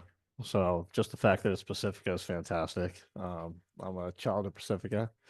Went to Pacifica schools, went to Pacific Manor School back in the day, which is 2 blocks away from my family home where I currently live. Went to Oceana. Diversity and choice. When my family has had, our kids have been at Sunset Ridge and at Ocean Shore. We were lucky to have Miss Ryan for TK. We're lucky to have the teachers at Ocean Shore.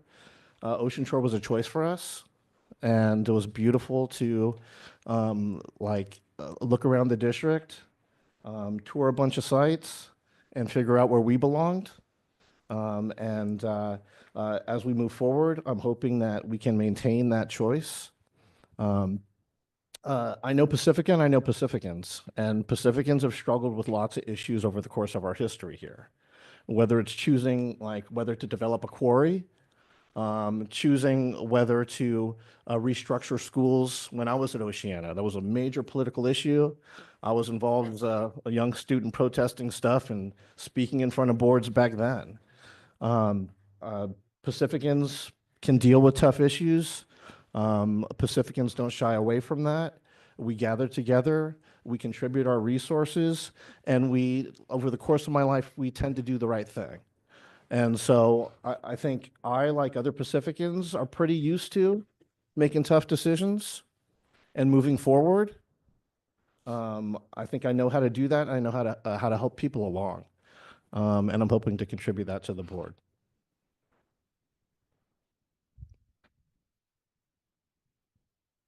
What do you see as the primary role of a trustee?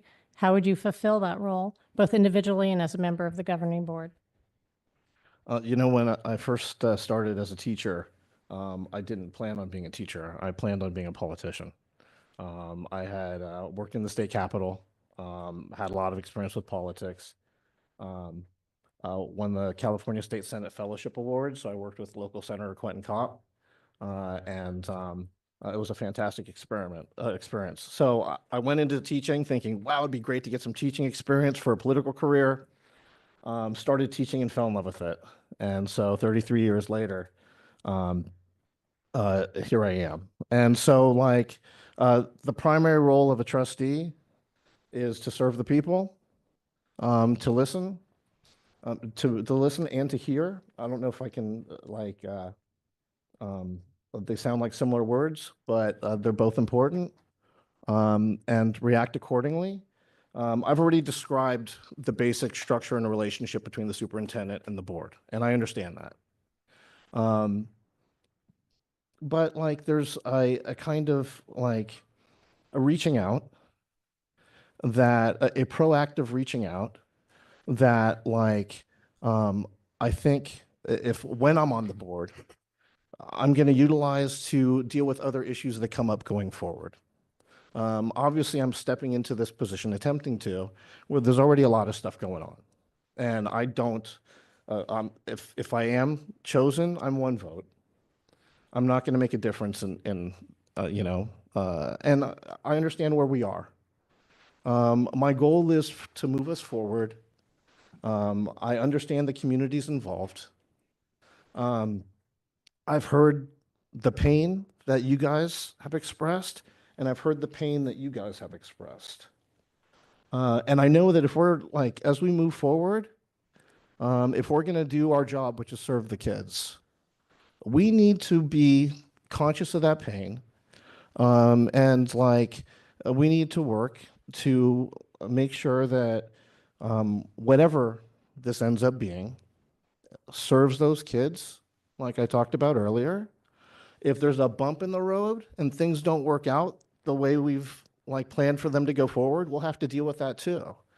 And so it's my intention to be a vote that like listens to people, reacts proactively when possible, smooths things out so that we can better hear each other and try and do the best by our children. Okay.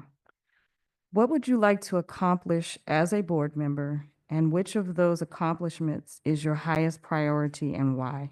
Well, I got a lot of stake in the game. I got, you know, 5 kids at like so many levels. I've got so many lenses I wear because I see, you know, through their eyes every day.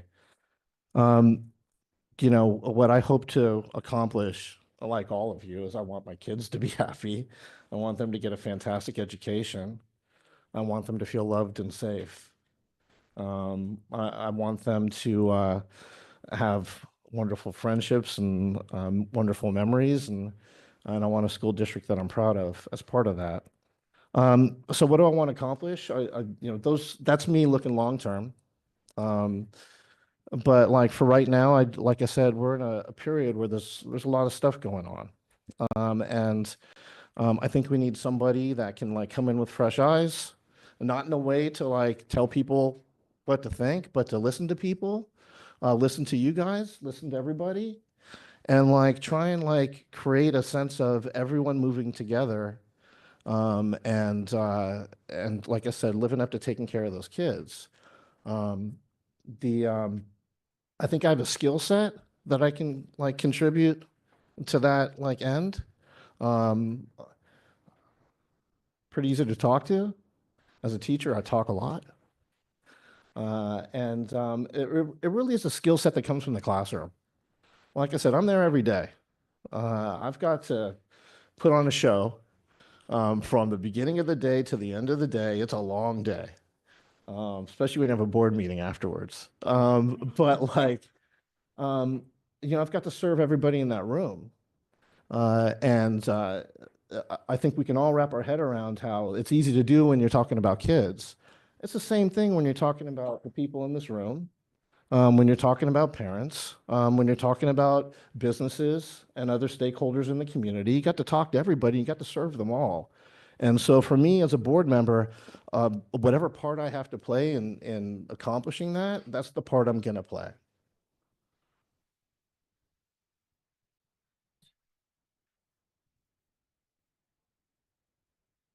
All right, what do you see as the areas most needing improvement in our school district? I mean, there's a bunch of different answers to that. Like for from my personal experience, I'm a big advocate for special needs kids. I use the general term because when it comes to SPED, I worked consistently with special ed personnel. For my classroom, I played every role involved, whether it's sitting in on countless IEPs, but also coming up with accommodations and being creative for my SPED students. I'm an advocate for universal design for learning. And so I'm trying to get teachers, I'm trying to get rid of that amygdala hijack that happens when a teacher has one of their policies challenged because there's a student that needs an accommodation and they see it as a challenge to their curriculum or to the structure of their class. So I'm the guy that's like, hey, we can do this. And I'll help you through the process. And when they come out of it, that's their new policy. So they're not like hijacked anymore. I've got a kid that's special ed. Last year, there was a lapse in the services because of a lack of personnel. And it took a long time before he got remote access to special ed services. And it broke my heart when a family member would come over and they noticed that he was losing in his speech gains. And so, starting with that personal story, like I said, you got to take care of everybody. Special ed students are at the top of the list, in my opinion. So we need to make, and by the way, as I tell that story, my district has some issues with that. This is a very hard thing to deliver well. I understand the challenges, but that's number one. And then areas most needing improvement in our district. I mean, there's some really upset people up in here. And we got a lot of accusations going around and a lot of people that want to do the right thing. And I know we all share the interests of taking care of children. We are unified in that. Let's talk to each other and let's figure out how we can all be empowered to do exactly what I just said. Everyone here wants to help our kids. Y'all want to help our kids. So there's no stronger common interest I can imagine. Let's talk to each other and listen and hear and start to figure out how we're going to do that as best we can going forward. And I do believe in common ground. You sit in a room, you sit with somebody long enough, you find common ground. And part of that starts with us knowing each other. I want to be at every school site, even though I know if I'm chosen, I'll probably be focused on one. I want to be present so that I talk to people, not just about what their concerns are about, but how their day's going. I want them to know me, and I want to have those kinds of conversations so that when things get tough, they know I've already been listening. They know I have their interests in mind. They're along with me looking for a solution. That's pretty important.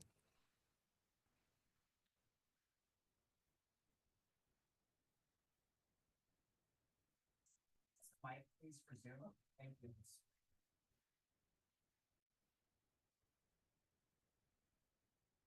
How would you work with the members of the governing board to address our district's financial challenges? Well, that's the process, right? I work with the members of the governing board and we have staff support us and give us information. And we question and we check and we double check. We look at the numbers realistically, and then we start an engagement in a public forum to start like presenting it to others. They hear our discussions in a public forum, and then we call in all stakeholders. I have my own ideas about how you address stakeholders. I really don't, I'm now speaking about my own personal experience in education for 33 years. My district at times has addressed stakeholders by creating a committee. And some people showed up for that committee. And then that committee made a decision. And then we decided the decision was done. Like, I believe in strong relationships, concerted efforts to reach out to people that are too busy to attend a meeting, so that you hear from everybody. You give them a sense that they're being listened to. You get their contributions, so that, like I said, at the end of the conversation, even if it's a tough conversation, everybody feels that they were part of the process. And so this is no comment on what's been happening here. This is a comment on who I am going forward, because I can't emphasize enough. My issue is us going forward. I'd like to contribute like that process that I've used throughout my years as a teacher, as a union leader, in every other capacity as an educator.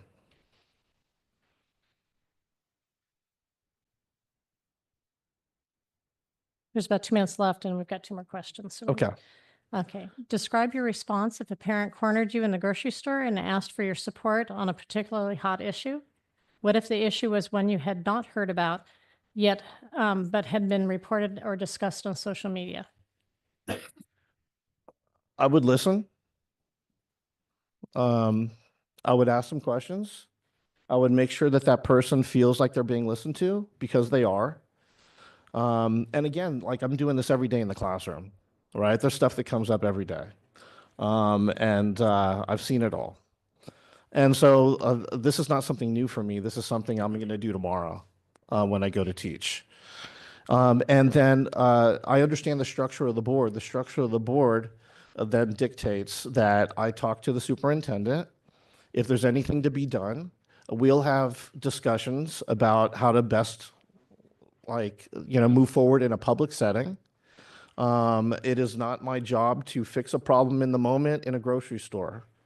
It's not my job to discuss the issues outside of a public forum because of the Brown Act. And so I know my lane, but in the context of knowing my lane, I know what I can do.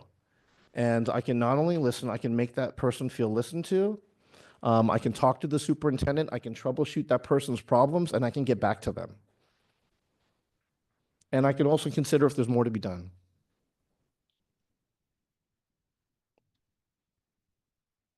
Describe how you would balance the following when deciding how to vote on a matter before the board: community concerns, student needs, state and federal law, staff recommendations, and your personal value and beliefs.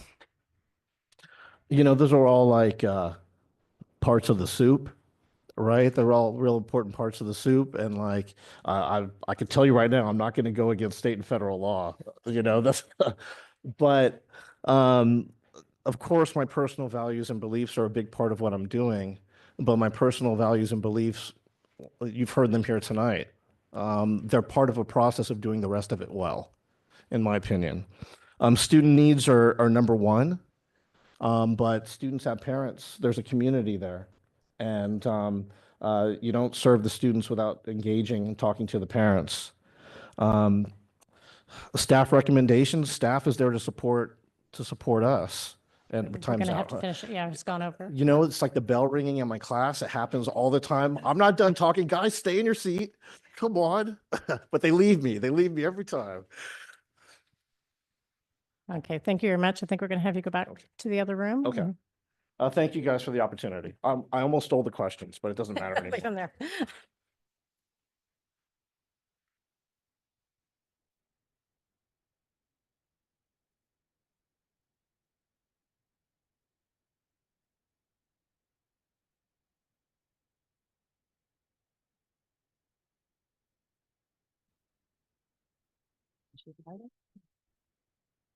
Okay, board members can look at your notes and I guess start discussion on the two candidates. I guess I can start. I mean, we're really lucky to have two really, really good and qualified applicants. Don's an experienced teacher and an experienced union leader. He's been involved in education for a long time, but not particularly in the Pacifica School District.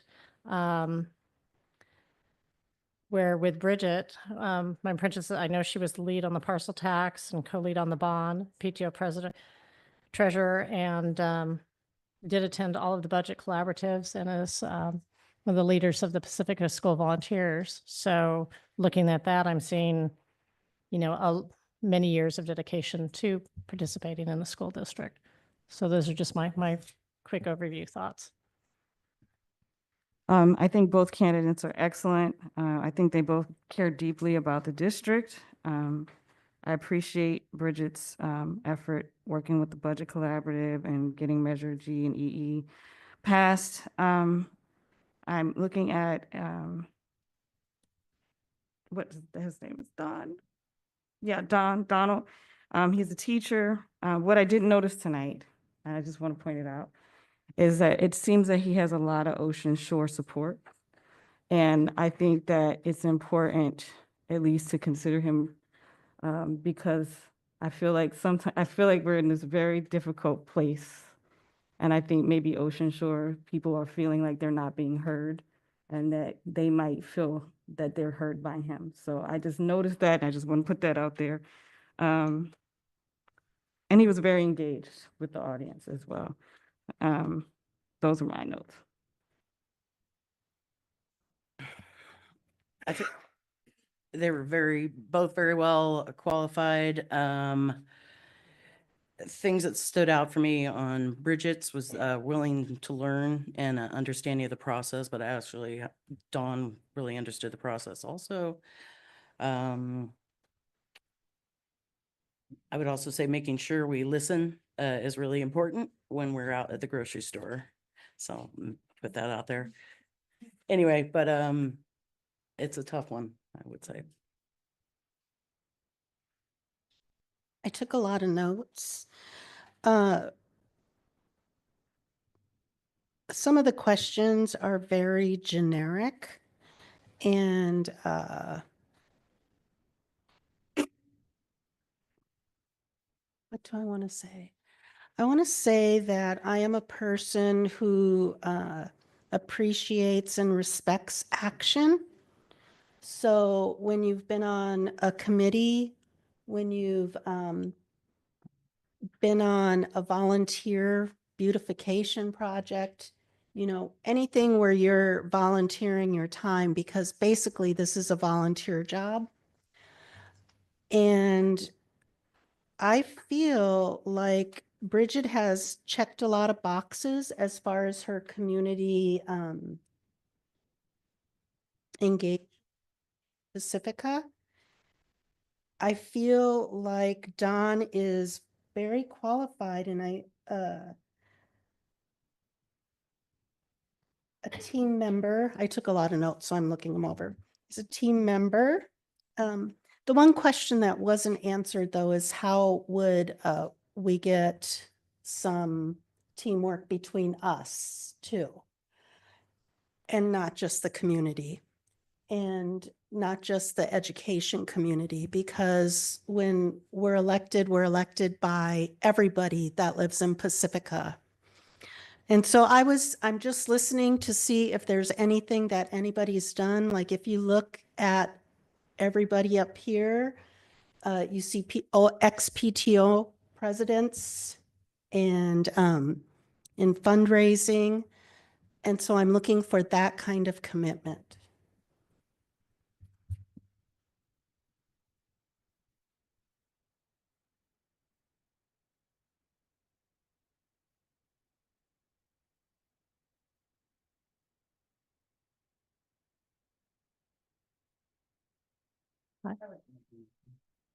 Okay.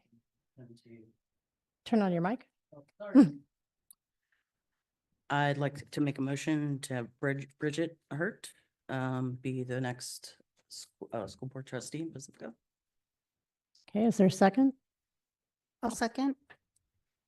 All in favor, please raise your hand. All against, please raise your hand. Motion passes 3-2.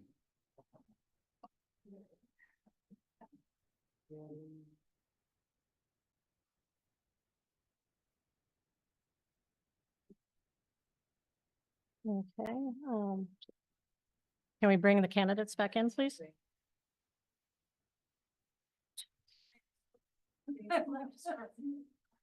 Is someone bringing the candidates back in? Okay, Carlos, let's bring them back in. Karen, would you like one of my books? Ms. President Bedell, could we please have no comments that are disparaging against the board from the public?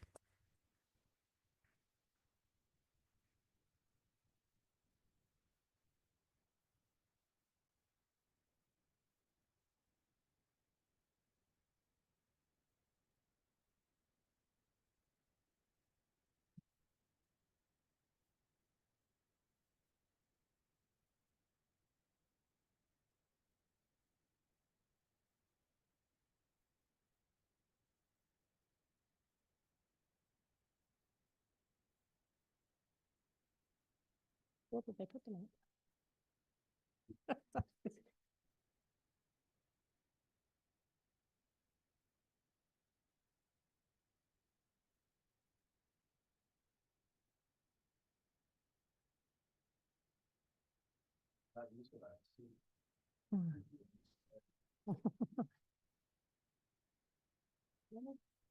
Okay, thank you.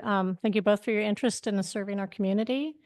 The board has selected Bridget Hart to be appointed to fill the board vacancy at this time. Bridget, please step forward to be sworn in. I'm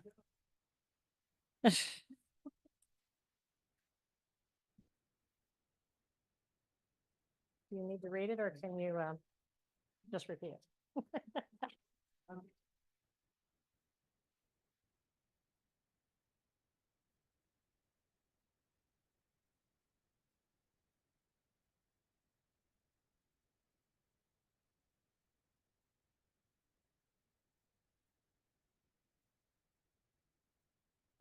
You solemnly swear or affirm. You solemnly swear or affirm. That I will support and defend the Constitution of the United States. And I will support and defend the Constitution of the United States. And the Constitution of the State of California against all enemies. And the Constitution of the State of California against all enemies, foreign and domestic. That I will bear true faith and allegiance to the Constitution of the United States. That I will bear true faith and allegiance to the Constitution of the United States. And to the Constitution of the State of California. And the Constitution of the State of California. That I will take this obligation freely. That I will take this obligation freely. Without any mental reservation or purpose of evasion. Without any mental reservation or purpose of evasion. And that I will well and faithfully discharge the duties upon which I'm about to enter. And that I will well and faithfully discharge the duties upon which I am about to enter. Congratulations.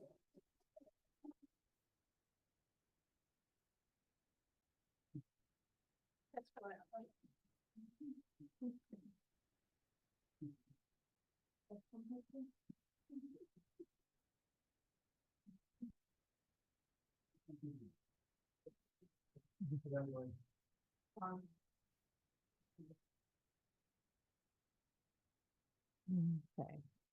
Now we're going back to the beginning again. Yep.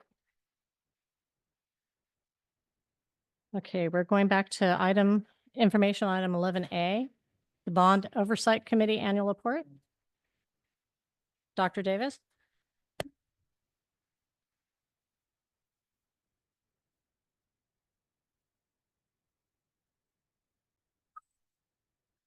Board President, members of the board, Superintendent Williams, members of the community. We have several informational items this evening, beginning with informational item A, Bond Oversight Committee Annual Report. I'd like to say that our Budget Oversight Committee met on January 15th. It was well attended by most of our members. Tonight, we have online Miss Mary Trainer, who will be presenting our annual report.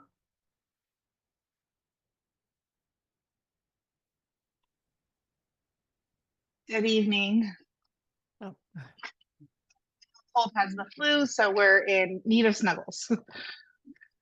The Measure O Bond Oversight Committee met on January 15th, 2025, and we viewed a presentation on the progress of bond projects, including school fencing, dry rot repair, lock set replacements, student desk and chair replacements, intercom systems, among other projects. The committee also viewed a summary of expenditures. Upon a review of the above, the committee confirmed that bond proceeds have been spent in accordance with the purposes set forth in Measure O. The committee thanks the district representatives for serving as responsible stewards of the Measure O funding. Thank you. Thank you, Ms. Trainer. Okay, thank you. Item 11B, the Parcel Tax Oversight Committee Annual Report, also Dr. Davis. Another informational item for this evening is our Parcel Tax Oversight Committee, or Parcel Tax Oversight Committee Annual Report. As you all are aware, this Oversight Committee focuses on Measure D. This evening, we have the chair of our Oversight Committee, Mr. Chris Swidler. Hi, thanks, everybody. The Parcel Tax Oversight Committee, community members and parent representatives have been charged to review the parcel tax ballot language and review expenditures of these precious taxpayer funds. The responsibility of this committee is to determine if the expenditures of parcel tax funds have been spent in accordance with the ballot language. This group of community members and parent representatives met on January 15th, 2025 to review the expenditures of parcel tax funds for 2023-24 fiscal year, as well as to review the proposed expenditure for 2024-25. The committee reviewed the parcel tax ballot language, and the chief business officer presented a summary of expenditures and projected expenses. The committee asked questions regarding the expenditures.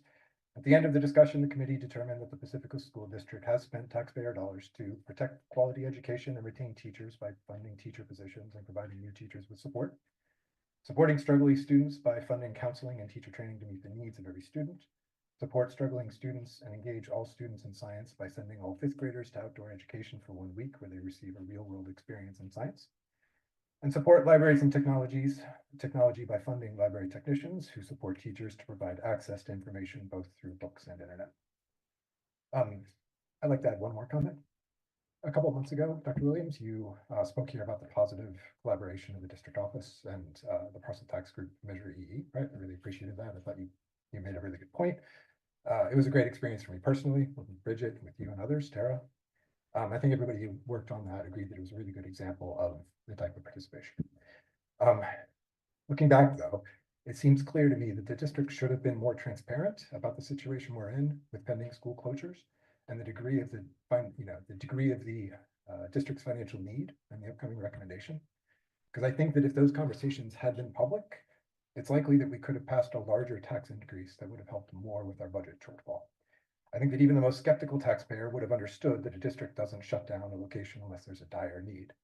But instead of being able to rally as a community to help solve that problem, the community felt a bit blindsided by this, which you've heard many times now.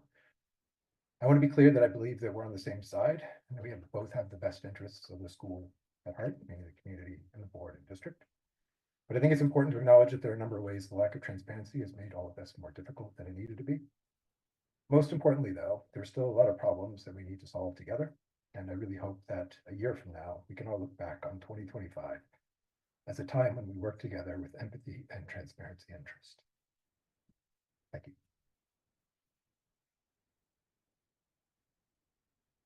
Okay, next is item 11C, the draft of the co-location and restructuring transitional plan.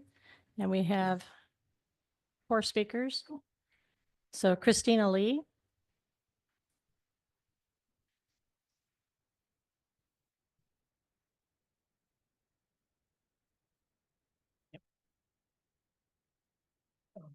Can we call the next person? My laptop. Okay, online we have Megan McKenna.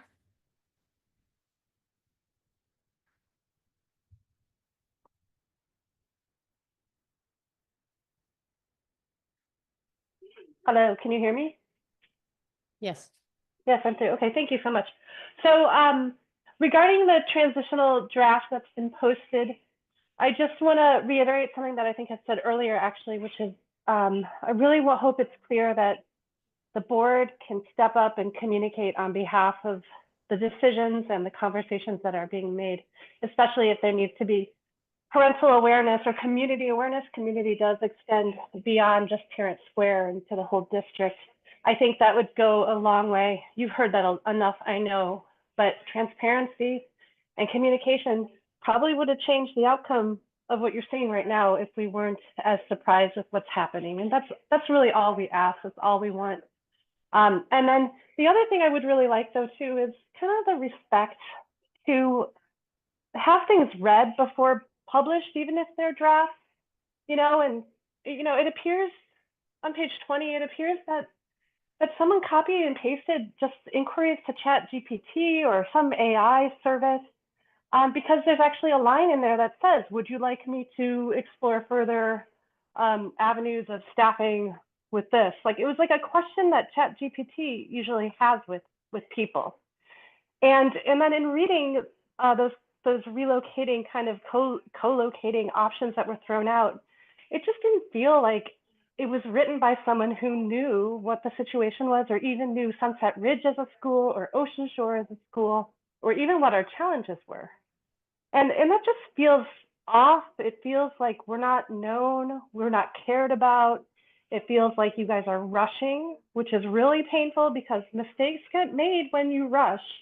You could have the best intentions, but you could royally just screw something up. And we don't want that. We can't go back after mistakes are made sometimes to this. And the kids are the ones that are really going to get hurt. So we got to put them forward. You got to think through things, take the time you need to do it. And don't publish something fast if you can't really sit there and think about it, because it actually reflects on the whole entire board and the superintendent that you guys aren't thinking. Like, I just feel like you could be so much more engaged on this and really care about this more. Thank you very much. Okay, Christina Lee. Thank you. It's not too late. It's not too late to slow down to implement a scenario developed with the community to start in the 2026 academic year. After reviewing all materials released by the district and attending the January 22nd meeting, the listening sessions and budget sessions, it has become abundantly clear that the district has no concrete transition plan. And more importantly, they do not know with any certainty that the adopted scenario will actually result in the projected cost savings. Because let's face it, if they did, why have they not released the underlying financials? And they would have actually answered questions in the budget sessions instead of giving non-answers and then not allowing for any actual discussion by muting participants and turning off their cameras. Further evidence that the district is not actually engaging with the community are the co-location committee meeting times, being during the workday and in the afternoon, so that even stay-at-home parents who need to pick up their kids cannot participate. If you truly want the community to be engaged, you need to work with them. The district continues to breed distrust. And when I refer to the district, I mean the staff. The district works for the board. You all, as our elected representatives, need to direct staff to meaningfully engage with the community. Perhaps if they did, there wouldn't be a recall effort and new pending lawsuit that will divert funds and time away from the children. I want to believe that the board actually has the children's best interests at heart. So I ask the board to direct the district staff to release the underlying financials that demonstrate alternative scenarios were considered and that the adopted scenario is the best scenario. I further urge the board to slow down and spend instead the next year working together with the community with a target of implementing a scenario developed with community for the 2026-2027 school year. Thank you. Stacy Leon, online. Hi, can you guys hear me? Hello? Yes, we hear you. Okay, thank you. So I want to comment on the draft co-location restructuring plan. So the district defined co-location as the practice of housing multiple schools or programs within the same building or campus to share resources or reduce cost. With that said, I've had a difficult time finding examples of co-located public schools like what is happening to Sunset Ridge and Ocean Shore. The only examples I can find are when a public charter school moves into empty space on the campus of a neighborhood school. In that scenario, everything is separate: teachers, programs, and administrators, but they may use the same facilities. In the district's examples on page 20 to 21, everything is shared, including teachers, and the students of the two schools are merged in a classroom. Both Dr. Williams and Dr. Davis confirmed that this will occur when there are not enough students from either school to fill a classroom. This would make sense if this were a school merger, but the district is calling it a co-location. Can the board please request the district provide examples of California public schools, not public charter schools, that have gone through the transition we are about to begin and are collating like us? Could they be referenced in the document? I would like to continue my research in making this very rushed transition successful for our students, teachers, and families of Sunset Ridge and Ocean Shore. Thanks. And Karen Key, online. Hello. Sorry, it's been a busy night for some of us. But really, I just wanted to point out that a lot of us want to be part of this transition team. But having a meeting on Wednesdays from 12:30 to 4 really precludes a lot of people who want to volunteer. We don't want to be accused of not participating in your meetings ever again, because we were accused of, poor in engagement previously. So really, we do want to participate, but at 12:30 to 4, I could do it. I'll have to rush back to get my kids at 1 p.m. and then come back to the meeting, which may not be very satisfactory, and a lot of people can't. So could you consider changing the times? Maybe do it on Zoom. We could do it on Zoom because we could then remotely log in, pick up our kids, and do all the other things that we wanted to do. Or perhaps you could do some evening meetings, or perhaps you could scatter the meetings around, or maybe talk to us, because maybe we have some ideas on how we can, form subcommittees. With the PTOs can help you get subcommittees going, and then we can feed into the proper committees. This could be done so much better, but we can't do it from 12:30 to 4 p.m. If you really want us to engage, please reconsider the times. We really want to be involved, but we need to be given a chance to. So please help us to help you. Thank you. Okay, I think that was the final speaker, so we can go on with the draft co-location presentation.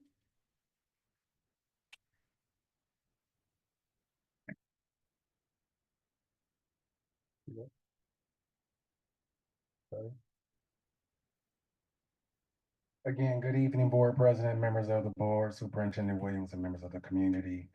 As I did on January 22nd, I stand before you as a representative of the superintendent, the executive cabinet, members and individuals who participated in the development of our restructuring transitional draft plan, as well as management bargaining unit members that were participants as well.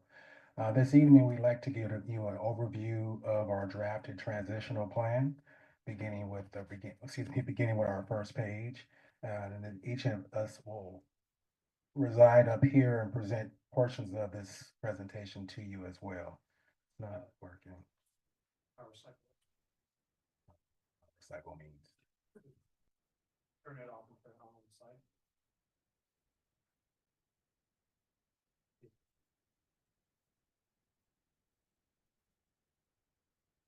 Okay. Good deal. And so the outcomes of our transitional draft was to make certain we were inclusive and ensure that all individuals were heard so that they can help us shape the future of our district. One of the things we want to make one of the things we wanted to make certain is that we were clear, and we wanted to make clear to the board as well as to the community members the purpose of our draft. And so as an overview listed here, and I won't read it to you, we want to do a couple things and to achieve these goals. First and foremost, to give you an understanding of our purpose and objectives, clearly define the roles of the transition committee, of course, ensure equitable representation as well as engagement of our stakeholders, outline the selection process for those individuals that can be a participant, as well as the decision-making process, and then, of course, establish our next steps. With that being said,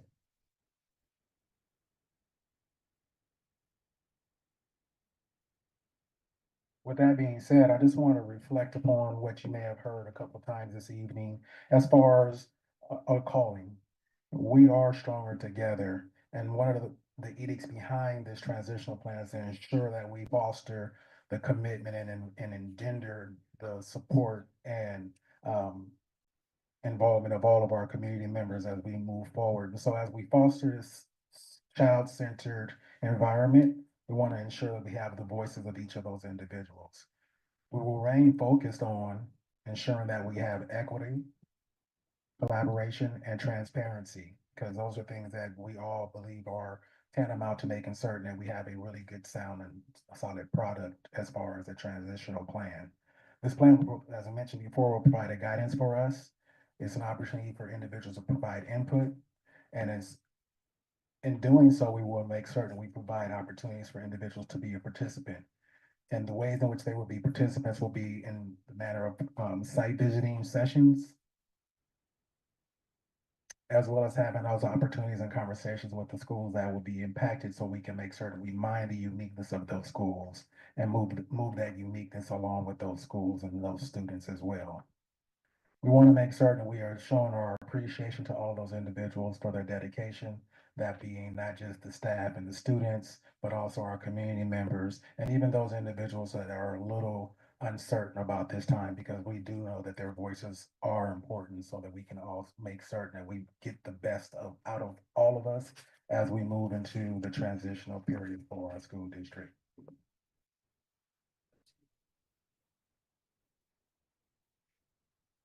So there's a slide I print it off and turn it on.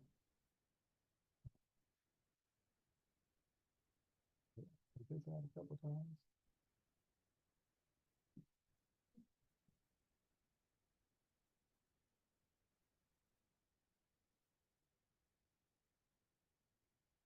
Yeah, I want to follow. I want to follow.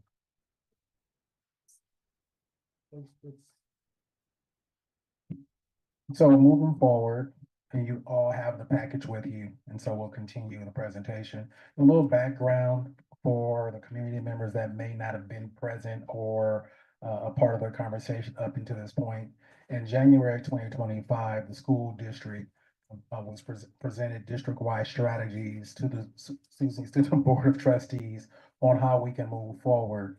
They kept three main goals in mind. First and foremost, one, elimination of the structural deficit, two, enhancing student programs, and three, evaluating or providing a consideration or opportunity to consider future compensation for our teaching staff and for our classified staff as well. The district's budget deficit has been ongoing, not just this year or the year prior, but for the last decade in and of itself. Exacerbating that has been the decline in enrollment, as well as the elimination and or expenditures of our one-time fund for COVID, as well as programmatic costs that have increased over the time as well. On January 22nd, Pacifica School District, the individuals behind me as well, and the Board of Trustees adopted a resolution. That resolution called for a couple of things. First and foremost, one, to co-locate Ocean Shore K5 with Sunset Ridge K5, to transition Ocean Shore's 6-8 students and Valmore 6-8 students to Ingrid B. Lacey Middle School and or Cabrillo Schools as necessary, and to provide a two-track SDC program for PK5 grades at 2 elementary schools and 6-8 grades SDC program at Ingrid B. Lacey Middle School. And just so we have a baseline of understanding and clarity around what our terms are, as mentioned before, co-location, the practice of housing multiple schools or programs within the school building or campus to share resources and reduce costs. Closure. No. Right. Closure, the shutting down or termination of a school, program, or facility, often due to financial constraints, low enrollment, or factors.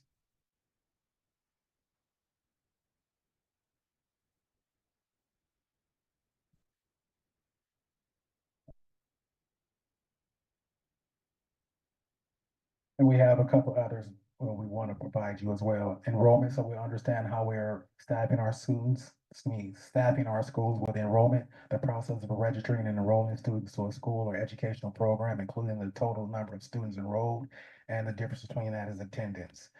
The record of students' presence at schools, including the frequency and consistency of their attendance, which is often tracked for performance and funding purposes.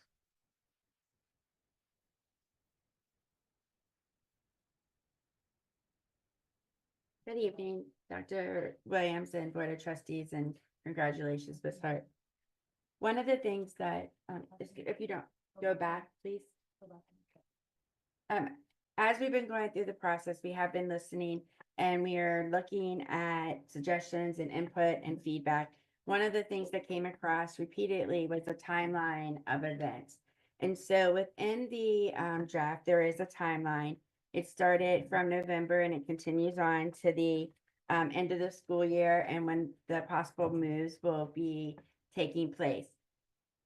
I want to make sure that this is not, if this is a draft plan, because as the school site visionary teams start to meet and talk about what they want for their programs and what they would like to build in that visionary effort, these timelines will be adjusted and different things will be added to it. The other thing to please note is that we have informational meetings already scheduled for the public and specific groups like CPAC. And then we also made sure as much as possible that all of the different departments at the district office were representative and put their information in, including human resources, ESS, student services, special education, business, facilities, and then each of the school sites.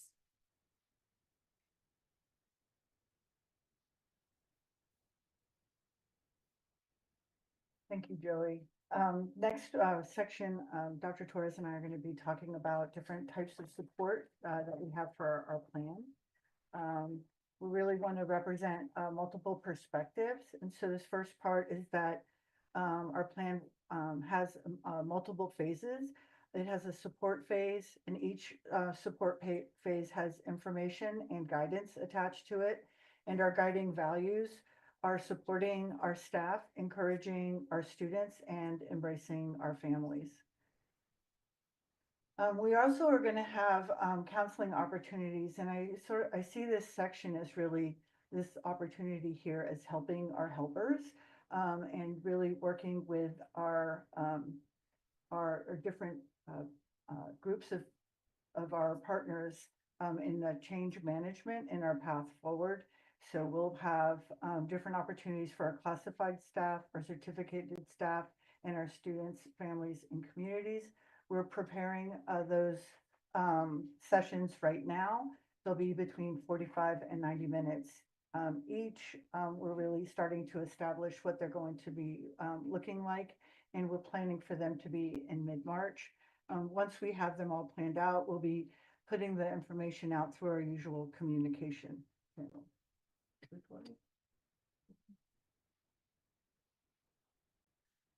This slide represents how we are using our guiding framework to support our staff and embrace our families by setting up listening sessions where all educational partners were invited to sign up for a listening session with a neutral third party regarding our district's current budgetary situation and the changes that the resolution adopted by the board during the January 22nd meeting. We are hoping that these listening sessions have provided an opportunity for our educational partners to be heard and give input. We had over 200 participants and among 19 two-hour sessions. In this colored pie chart, you will see the various educational partner sites that were represented, including 38.8% of participants were associated with Ocean Shore School, and 20.9% of participants were associated with Valimar School. In this slide, you will see the themes that emerged from the listening sessions. Themes included pause, providing a year for planning. Plan, what is the plan for next year? Community involvement, rebuild trust of the community. Leaving, parents are planning to leave PSD. Why Valimar and not Cabrillo? Process and outcomes. Budget committee members, some felt surprised by the decision. Support, most of the participants agreed something had to be done with the budget, and some understood the need for change. Communication, expand and improve communication. Equity, concern of having access to K-8 programs. Clarification on co-location. Perceived rush on the process. And mental health as a theme, need for counseling during the transition. All information from the listening sessions were compiled and communicated to the Board of Trustees in an effort to further understand multiple perspectives and voices on how to support our community during this transition. Some recommendations that were shared at the listening session was creation of a K-12 magnet. A K-12 magnet refers to a public school that operates from kinder through 12th grade and offers specialized curriculum or programs. A second recommendation was a dual language immersion program. A dual language immersion program is a structured way for students to learn 2 languages while also developing academic skills. A third recommendation was creation of a STEAM program.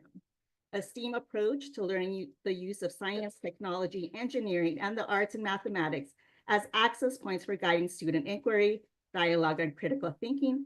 And lastly, a recommendation for the Fiscal Crisis and Management Assistant Team to review the Pacifica School District's enrollment and budget was presented.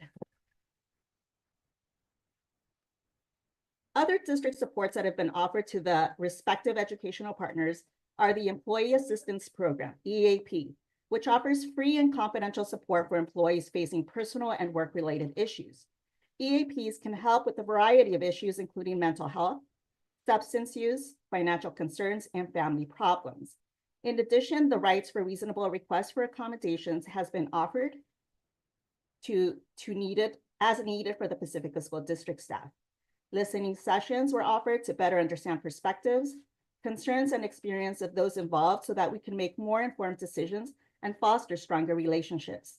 Lastly, there is a logistical table for support and information during the transition process.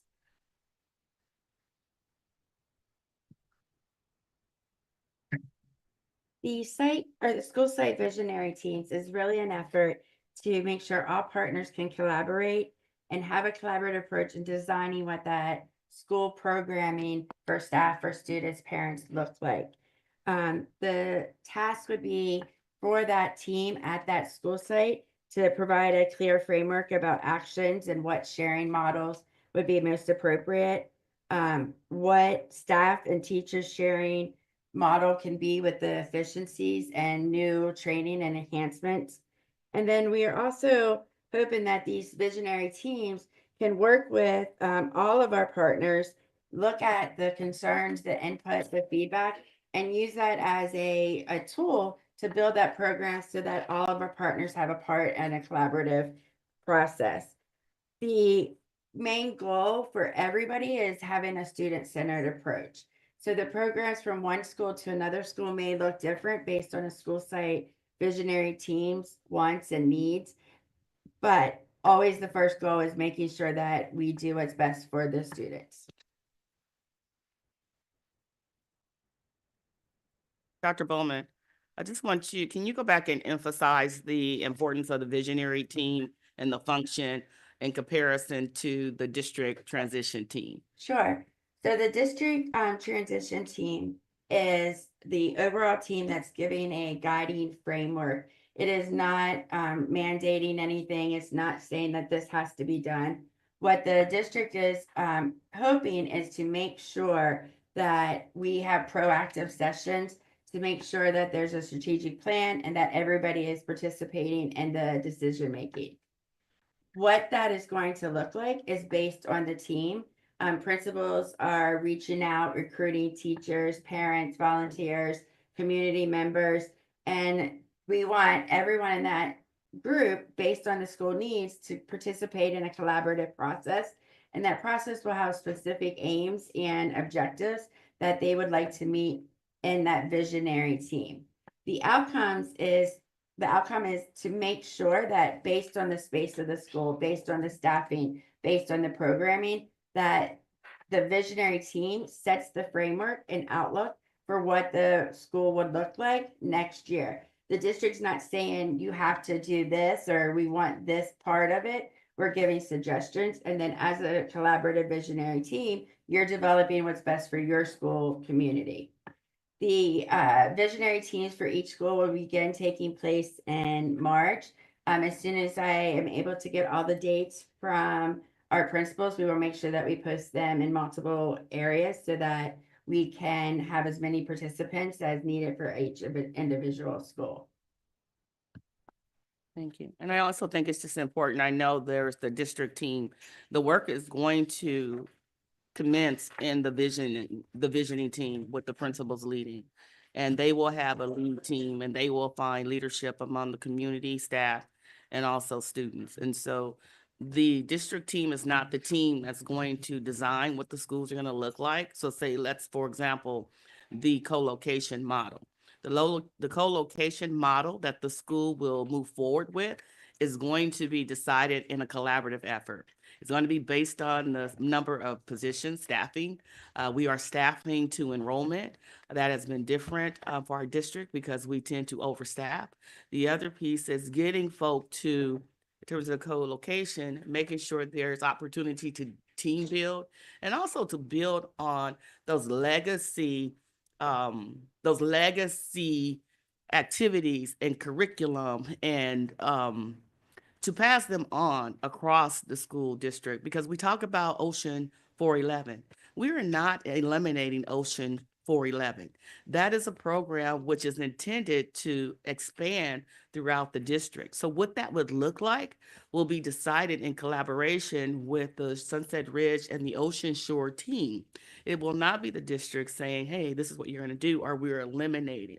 So I just want to be clear because it seems like there is some confusion. There's not an intent to eliminate Ocean 411.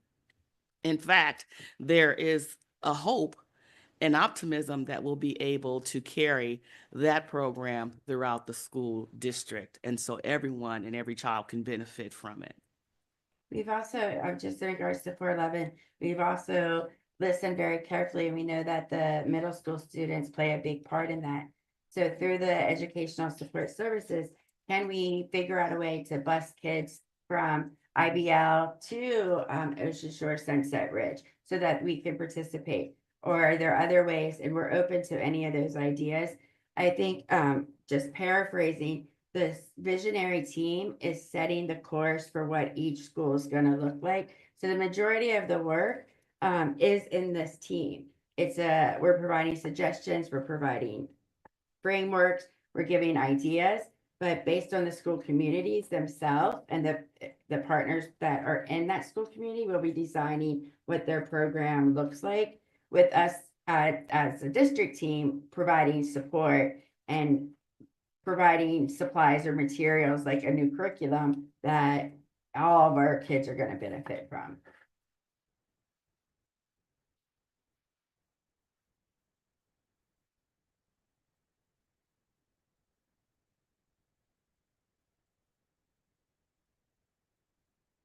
Okay, I'm here to talk about the transition plan team and information. We will be providing regular updates and information on the transition in our A Path Forward co-location and transition information webpage. Information webpage is located on our launching page on our website. And when you get to that launching page, it's a section that includes many different kinds of frequently asked questions regarding our budget, the co-location and transition information, and questions and answers regarding our listening sessions. There's also another link to join the co-location and restructuring transition team, which is separate from the visioning team. The Pacifica School District invites staff, parents, and students and community partners to join the co-location and restructuring team. This team will assist in guiding the co-location of Ocean Shore School and Sunset Ridge and the transition of the 6th through 8th grades from Ocean Shore to Valimar and Ocean Shore and Valimar 6th through 8th grades to Ingrid B. Lacey and some students to Cabrillo. The team will comprise approximately 30 members, and it will play a vital role in ensuring a smooth transition that supports students, staff, and families. As you can see, there's a link to the interest form, and on the website, there's a link to an interest form there. There'll be a review of the interest forms and then a selection process for that team. And the selection process will be a random process. The next section is okay. Can we explain that? From stakeholder groups or interest holder groups, as I refer to them, from every school, and mainly the schools that are most impacted. And so I just want us to go back and make sure that we emphasize that. Right. And then also to address the question regarding holding the meetings for the transition team in the mid-noon and why we're doing that. And to let folks know, and the community know, there will be ample opportunity for you to work on the transition team, and that will be the visioning team at your school site. I'm going to continue to repeat that because I believe that there is this idea that the transition team will be making recommendations to the board, and they will not.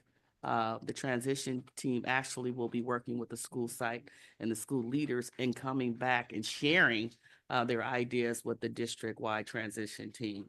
Those meetings, the visioning teams will be held in the evening after work hours, and they will be determined by the school interest group holders, not by the district. So this is where the handoff comes. It is with support, but there's leadership at each of our schools, and the leadership in a collaborative fashion at each of our schools will take the mantle and just go ahead and then start the process of developing what our schools will look like next year. Thank you.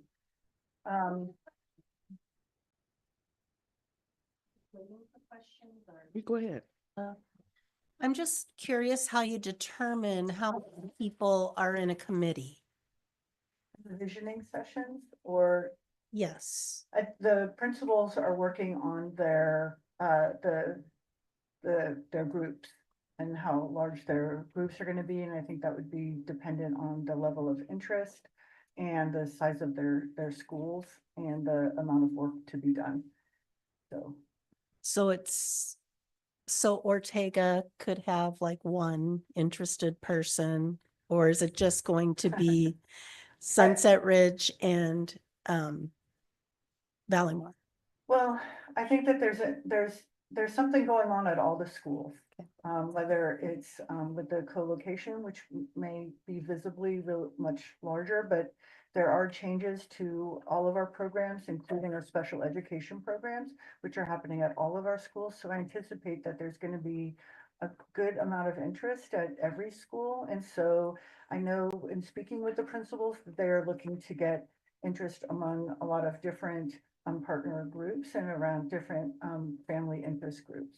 And so the idea, Trustee Villalobos, is to make sure, again, that we have a representative group from all interest holders at a particular school site, because every school is going to be impacted. If it's from attrition or decline in enrollment, if it has to do with, the budget, the co-location, or the transition, everyone is going to be impacted one way or another. So it's going to be important that every school take a look at how they're structured and make necessary adjustments that will accommodate the needs of their school site, of their children, and of their school programs. That is why it is necessary to become involved in the visionary teams, because we have the number 30, and I think your question was around how did we arrive to 30. When you have a core team, typically you want the size to be around 10 or 12. but we wanted to make sure that we had ample space so that we would have various groups represented. So it could be labor partners, parents, classified labor partners, classified non-union members, because we have heard from our non-union members as well and wanting to be included. And then also our community members and our parents. Right now, we do understand that there is a need for more communication. And so our goal is to make sure that we get the community into a space where we can have an exchange and a conversation. And so it's best, and we thought it best, based on the listening sessions, based on the email we've received, both in support and both who had questions, if in fact the school becomes the hub to have those conversations. It's not like we won't be in the room, but we will be in the room as assistants and supporters, not there to guide or to direct or give an edict and say this is what it has to do. Now, it does have to fall within the budgetary frame. If not, we also have a process by which the principals can come and they can advocate for more resources, because we don't want to forget about enhancement of programs. We had 3 fundamental goals, and the 3 fundamental goals, and I want to make this very clear because I think it gets lost in conversation. I read so much information, and some people, you know, they had various perspectives, and I want to respect that. We know that we want to enhance our programs, our support of our students. We want to make sure that we're able to adopt recent curriculum. We want to make sure that we don't have to wait 10 and 12 years before we have an ELA adoption. We want those years to be behind us. We also want to make sure that as we are among the lowest funded district within San Mateo County, we want to make sure that we are celebrating and uplifting our staff, not just by saying you're doing a great job, because that goes a long way, but being on the lowest end of the pay scale, we want to be able to give them increase. They deserve an increase. And then the other is the deficit.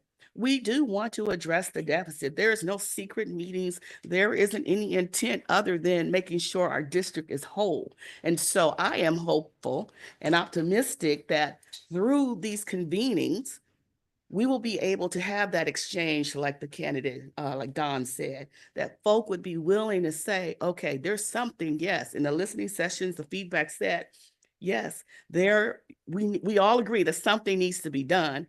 There's some dissent on what is done or how it's done. And so we hear that. So we just continue to invite, we're going to continue to work toward getting everyone in the room and having conversations, not at a town hall. Because a town hall is not where you're going to make decisions. That's not when you're going to get granular and be able to say, here's the design of the school. That's where you're going to have more of a one-way conversation. We want to have community front conversation and exchange and two-way conversation where we're asking questions and we're growing, not blame, not criticizing, not trying to find and pick, because guess what? This did not start last year. Did not start the year prior. We are hanging on by a thread. And so I just want everyone, if you have a question about where we are financially, why do we have a 3% reserve instead of a 6% reserve? I can give you an example. And now I'm going to another area because I want to have people understand why we're making certain decisions. Just like we've had an issue because electricity is going on and off. We've all experienced the outages, right? So just recently, we had an outage up at Sunset Ridge. So this battery pack has become compromised. In becoming compromised, just as recent of this week, it needs to be replaced. There is not a budget to replace that. And the cost for that battery pack goes upwards to almost $200,000. So where are we getting $200,000 for our deferred maintenance? We are a very small district. We have a huge deferred maintenance obligation. And let me be clear, yes, we do have bond funding. That bond funding has already been allocated to certain projects. And so when someone says, let's make it crystal clear, let's make it make sense. And so when we're saying, and I don't want to say we, let's collectively come together and say, how can we move forward for the kids? Because remember, the kids are watching. They're watching me, they're watching you, and we want to do this in the best way possible with the less impact and mean of damage. And we apologize. We're not too proud to say, at least I'm not, too proud to say, I apologize for what everyone is feeling because I understand loss, grief. That is what you're feeling. I don't want to ignore that.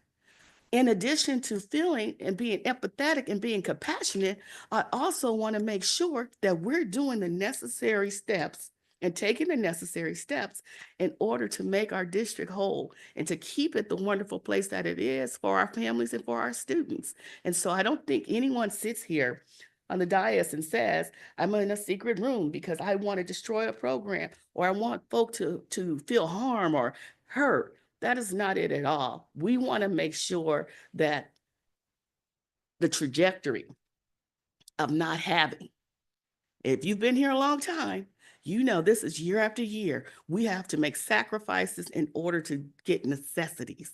And necessity comes if we don't have that battery pack for our servers, it's down. I can give you a lot of examples of things that are just coming. So you're right.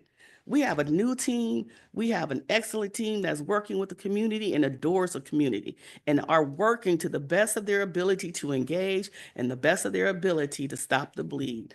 And so that's all I have to say for now, but I want to make it make sense. And I may have more to say later. Okay, go ahead. Thank you, Dr. Williams. The part of the slides that we're at right now is about enrollment in our lottery process. Pacifica School District is an enrollment model is an open enrollment model versus a neighborhood school model. This means that eligible families can enroll their children in any of the schools in our district. Our elementary district has designed two paths, a dual pathway, which is a TK through 5th plus a middle school model, and a single pathway, which is a TK through 8th pathway. We are currently transitioning to have 3 TK through 5th plus middle school and 1 TK through 8th. To provide parents choice regarding which elementary pathway to choose for their student, the district has developed a lottery process for transitional kindergarten and kindergarten, as well as for 5th grade. And there is also a transfer process for parents who do not get their first choice school, and there is a wait list in the event of vacancies at that vacancies open up at a school. And then there's also enrollment considerations. So these are just some of the important points that I felt were some of the things that I felt were important given the current situation that we with the recent board decisions. Students completing 5th grade at a TK through 5 school shall be guaranteed a space for the 6th grade year at Ingrid B. Lacey Middle School. Students enrolled at Cabrillo shall be guaranteed a space in that program through the 8th grade. Valimar and Ocean Shore students attending 6th through 8th grade in 25-26 shall be guaranteed a space at Ingrid B. Lacey Middle School. For families with students who would like to transfer schools for the 25-26 school year, the process is that on March 10th at 8 a.m., the Pacific School District waitlist transfer form will be available on our website, at our schools, and here at the district office.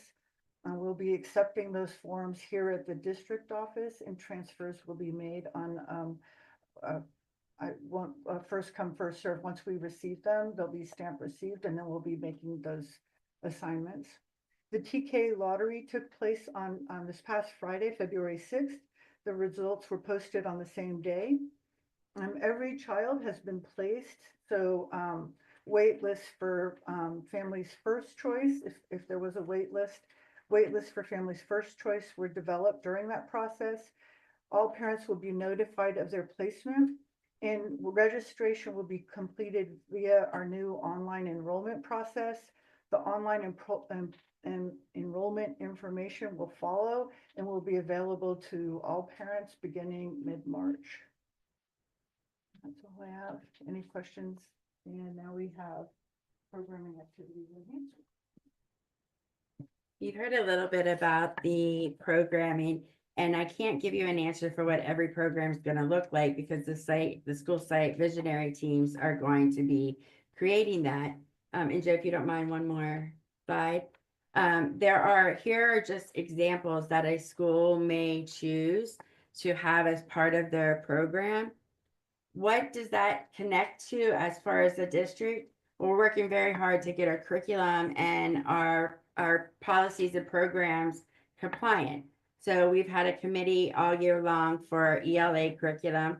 The middle school teachers are getting trained to pilot a middle school program.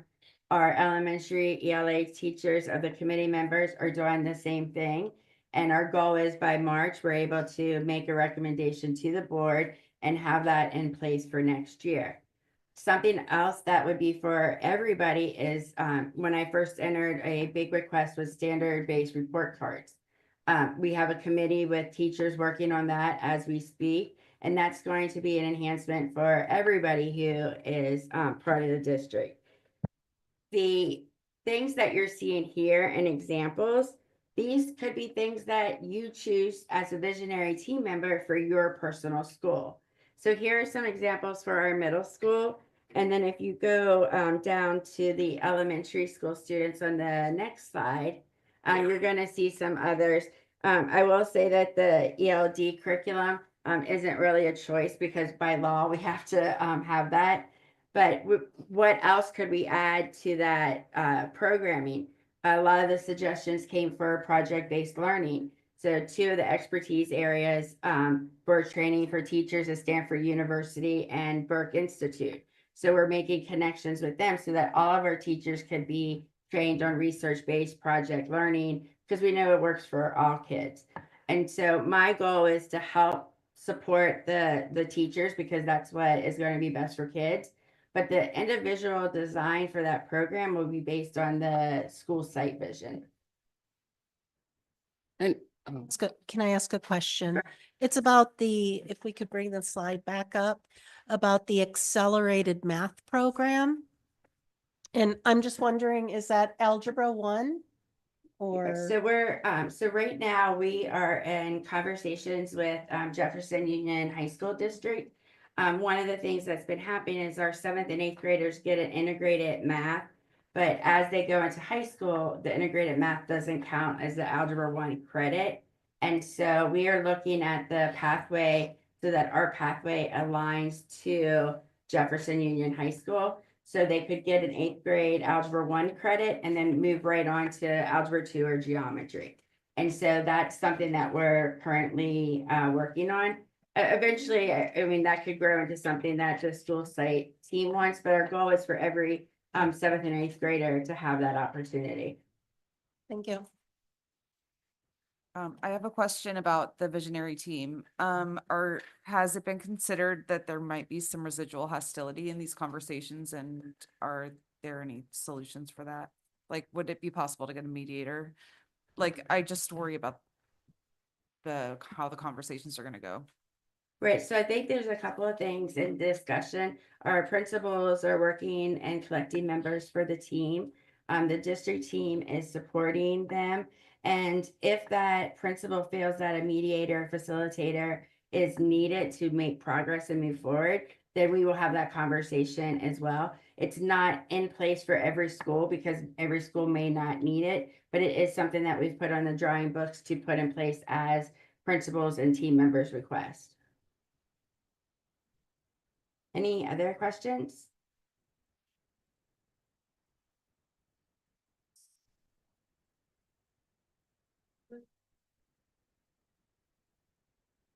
I just wanted to also say that some of these enhancement examples are already happening. They exist on some of our campuses, and so you may look and say, we're already. I see you. Say that we're already doing that. That's exactly what the intent is, to make sure that we're leaning into those legacy practices and those good practices that we have across our district so that we give more students access to those opportunities as well.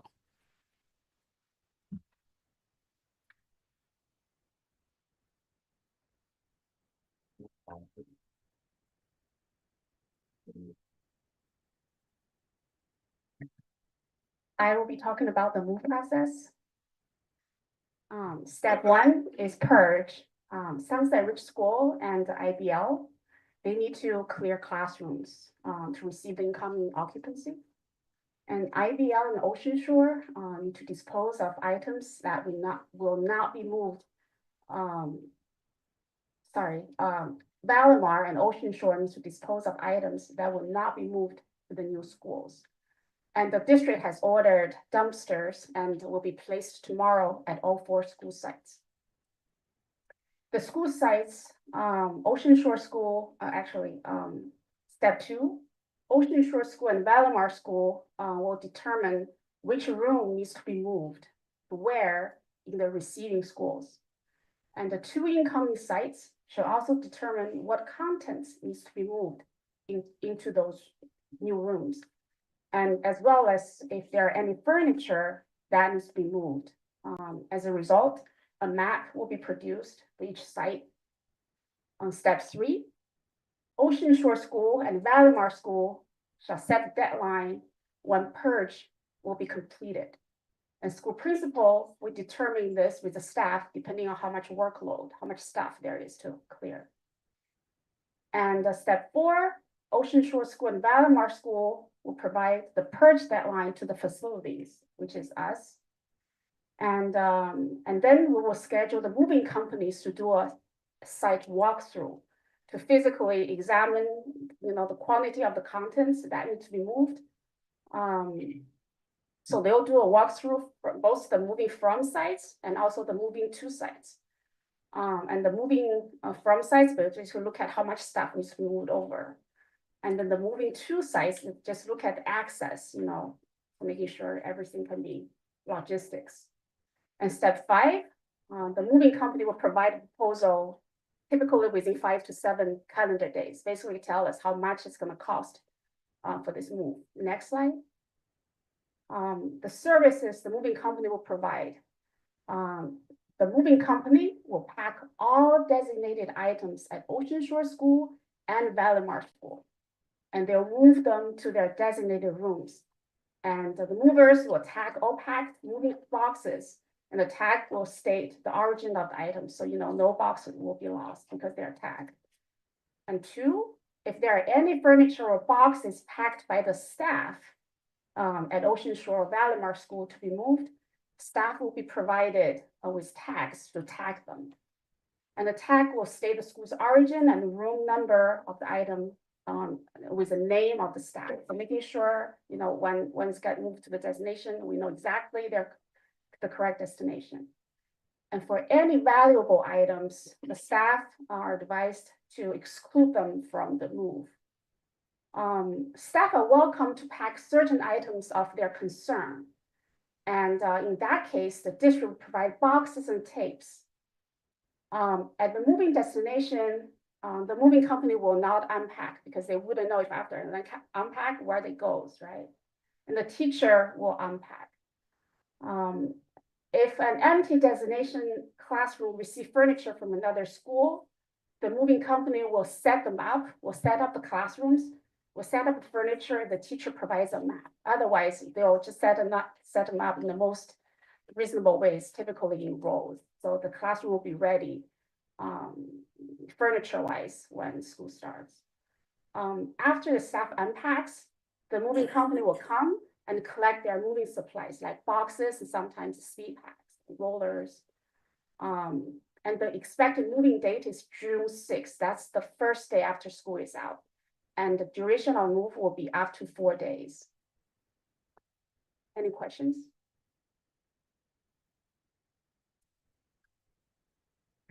And so that is the draft transition plan. Please know that it is a living document and will be changing throughout the time as we update certain parts of it. Yes, ma'am. Well, I was just going to comment. First of all, people were asking at the last meeting, why don't we have a plan? Well, because we hadn't voted on anything yet. So the fact that we now have a plan in 3 weeks is, considering that we one time took 6 years, I think, to get a report card, is outstanding. And I really, really appreciate it. The comments about using GPT on filling out some of this, that may or may not have been used, but it's as ridiculous as saying someone used Google.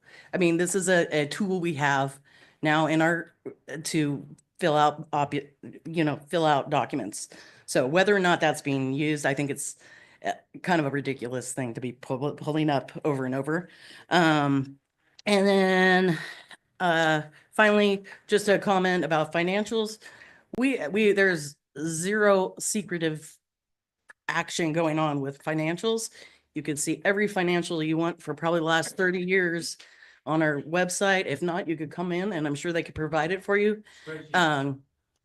Great. And so anyway, thank you very much for all the effort that has gone into this. It's very much appreciated. And I really hope we can do some great things for our kids by pulling everyone together. So thank you. So I want to thank the members that presented here this evening. I actually want to especially thank Dr. Bowman who led this. The reason it was 3 weeks is because Dr. Bowman drove with this, I'll say, very late in the evenings with everyone. So make certain we give her kudos for her efforts as well. And then we want to make certain we invite all individuals and community members to touch base with their school community and their school principals and ask to be a part of the visioning teams. Okay. President Burdell, can we take a 10-minute break? We have one more speaker on this subject. Yes. And then we could probably take a 10-minute break after that before going on to the other action items. Okay. Next speaker would be Sue Beckmeyer. Were you done? Hi, everybody. I'm sorry I was late to have another meeting tonight. Sue Beckmeyer, I'm the librarian at Cabrillo School. And in that role, I've seen moves happen recently, in relatively recent memory. I think at 4 out of 6 schools, something like that. We went through a process of changing our floors. And we took out carpet in many cases, or the old sort of traditional linoleum and put in the rubbery linoleum. And the scheduling of that had teachers needing to be packed and ready by the last day of school because the move was taking place the next day. And the thought I had in watching all of this unfold was they have students that they are teaching that are in their last week of school, and they needed a little bit more time than you need to be packed up by the last day of school. And the reality is, because I was around during the summer, some rooms didn't get touched for a long time because you can't be everywhere all at once. And so I'm begging you to go back to bullet point 1 when I first got in the room about taking care of our staff. Please be mindful of the fact that there's a long distance between June 6th and August 10th, 9th, whatever day we start school again. And perhaps there's a way to just let them have breath. I know they want to go on summer too, and they may be going, shut up. We're fine with June 6th, but I'm telling you, I saw a lot of stress and a lot of kind of hurry up and wait is really the best way I can describe it. And I just didn't see the need for that. And when I just saw that on the board, I went, oh, please. So that's my 2 cents on that. Oh, and last one thing. I know I have time, Barbara, I know. Dumpsters will be delivered. In moments like these, we tend to waste a lot. I've seen it happen time and again. If there's a way, and I'm not saying I know that there is, but there's all these ads on TV about these junk people that come and take stuff away and then they poof it away and it gets recycled into something else.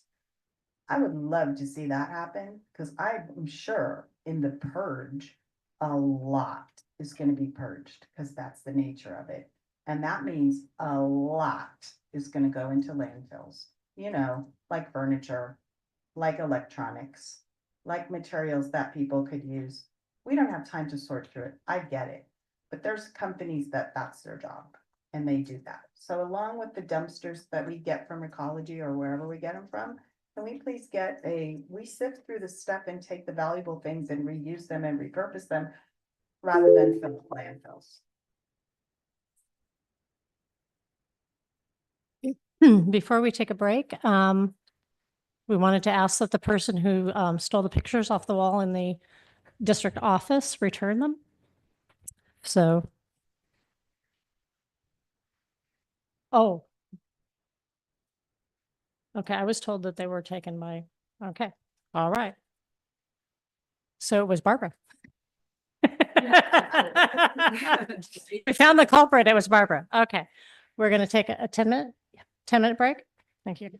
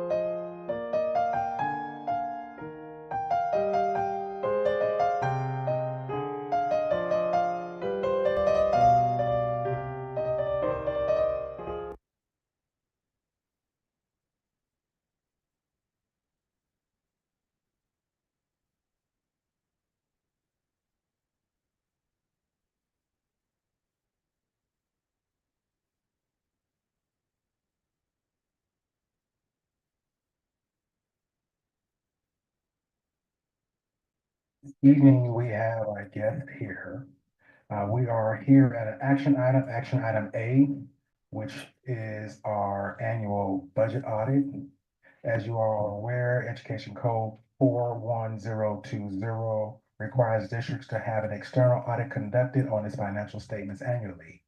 And the general objective of each audit is to be determined as to whether and without me reading for you, there is voice regarding our financial statements. We have a representative from Siobhan and Associates. His name is Paul Pham, who will be presenting the audit findings for you. And I want to make note because it was brought to our attention over the weekend that the audit report was quite extensive. And so we have created an executive summary and included it within the package as well.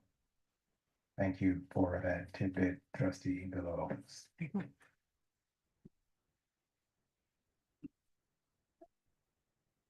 Good evening, board and superintendent. I appreciate you guys inviting me out to share with you the results of our June 30th, 2024 audit. Hopefully I can simplify some of the extensive stuff in our report for you. So what I'd like to do is start out with our audit process, how we go about conducting our audit, just in case some of you are new to the process. I'll get into some of the key financial highlights for the year, and then I'll round it out with the audit results. And feel free to jump in anytime and ask any questions. Okay, so the American Institute of Certified Public Accountants, they put out auditing standards that we utilize in our audits. And because the school district is a local government, the Government Accountability Office puts out government auditing standards for us to use in our audit of the school district.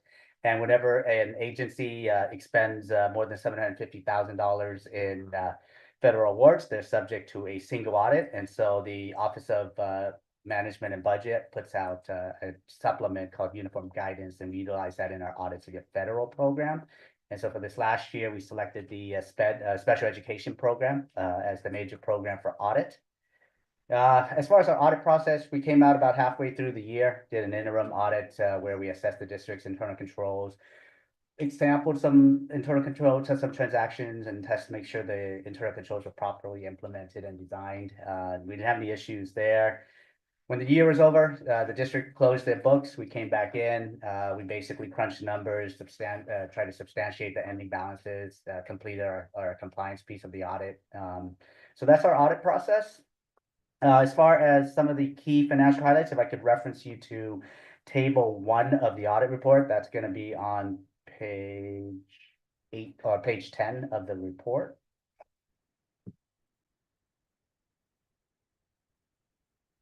Okay, when you get to that, what you'll see there at the very bottom is that the district's net position did increase by $2.7 million.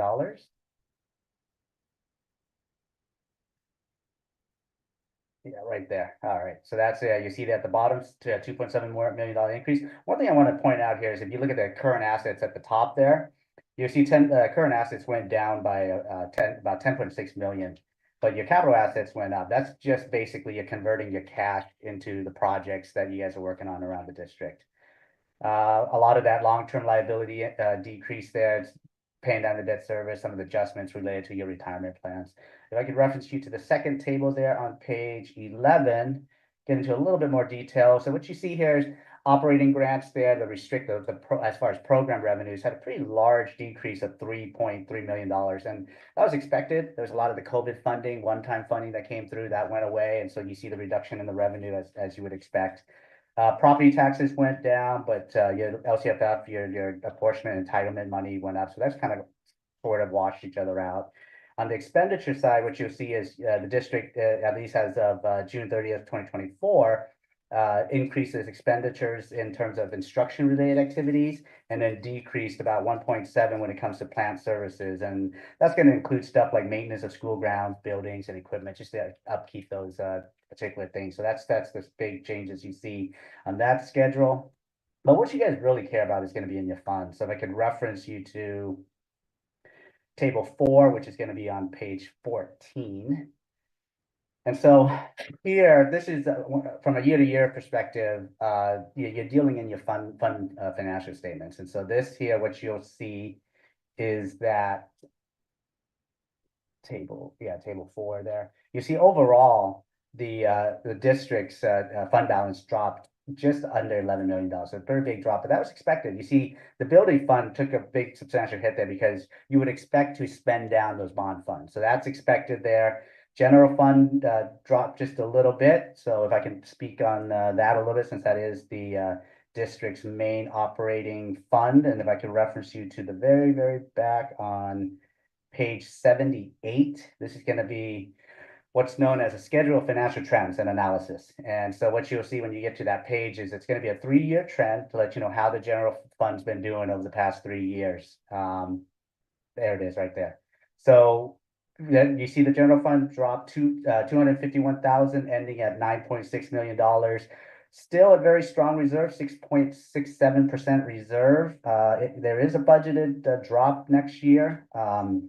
But over the last 3 years, however, you do see that it's gone up just under $3 million. So the general fund overall has gone up over the last 3 years. So you guys are still in a very strong, healthy financial position where you're at. And so if there aren't any questions about the numbers or the process, I can go into the audit results. Yes. Was everybody candid with you and gave you all the information you needed regarding all the numbers in the district? Absolutely, yeah. When we audit, there isn't really that discretion there. We follow auditing standards. So whenever you adhere to auditing standards and perform and conduct your audit according to these standards, it mitigates a lot of that risk of in terms of any question of what is okay to accept and not to accept. It makes it a little bit more black and white, you could say. Okay. It takes a little bit of subjectivity out of it. And then what's your relationship to the school district? Are you hired outside? Tell us about that. Absolutely, good question. So we're an independent certified public accounting firm. The district hired us through an RFP process to engage to provide the auditing services for the district as required. Part of that also includes the bond measure audit, which is under the Education Audit Appeals Panel. They put out a supplement for that. Okay. All right. Thank you very much. Sure. Okay. So then I'll go into the audit results. So I'm after the report, we issued a clean opinion. So when it comes to the financial statements, we had an unmodified opinion, which is a good thing. It means that the financial statements were fairly presented in all material respects. When it comes to the internal controls over financial reporting on compliance, our audit did not identify any deficiencies or material weaknesses in internal controls that we considered to be significant or material. Our test disclosed no instances of non-compliance or other matters that are required to be reported under government auditing standards. And when it comes to compliance, the district complied in all material respects to the compliance requirements of state programs and also federal programs, as well as the bond measure program. Yeah.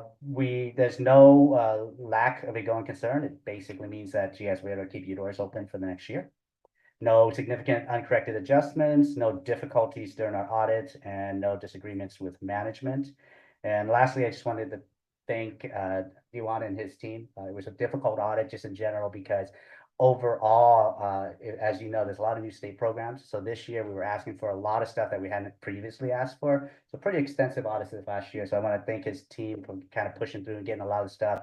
And it requires quite a bit. It's not just in the finance department. So across the district, with the music program, with the after school program, all that stuff, it's quite an audit. So thank you.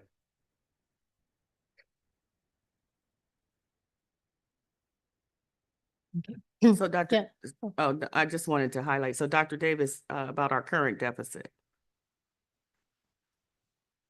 So the difference between what Siobhan and Associates has audited and what we currently have is Siobhan and Associates audited our unaudited actuals report, which was the ending of our 23-24 school year.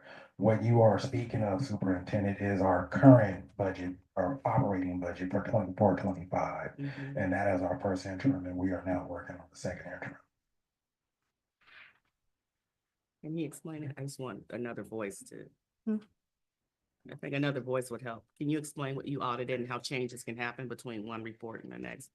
From your audit to the first interim, second interim? To your current first interim, Yes, right? yes. Yeah, I mean, it definitely can change a lot, especially when you're talking about the governor's budget coming out. And we know that at all levels of government, they're adjusting, how they budget, how they're spending and stuff like that because of just the changing economy, the changing political climate and stuff like that. So it's hard to say, it's hard to project some of those things, but as Diwan was mentioning, we audit as of June 30th, 2024. And so we didn't get into the subsequent budget. That'll be this coming engagement.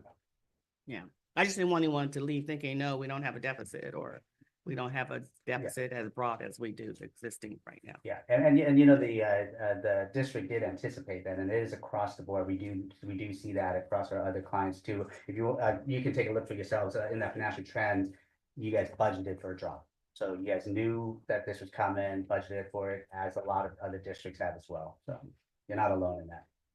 Thank you. Okay, so all the questions? Any other questions? Okay, do I have a motion to accept the 2023-24 audit report? Do I have a second? I'll second.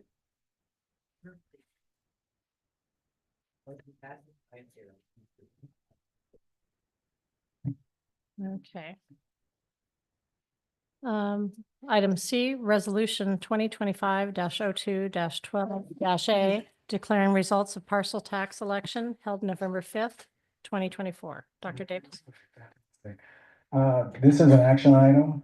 Action item as C as the board president has mentioned, resolution 2025-02-12A, declaring results of parcel tax election held November 5th, 2024.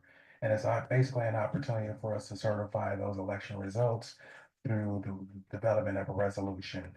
And so with that being said, read the resolution for us here.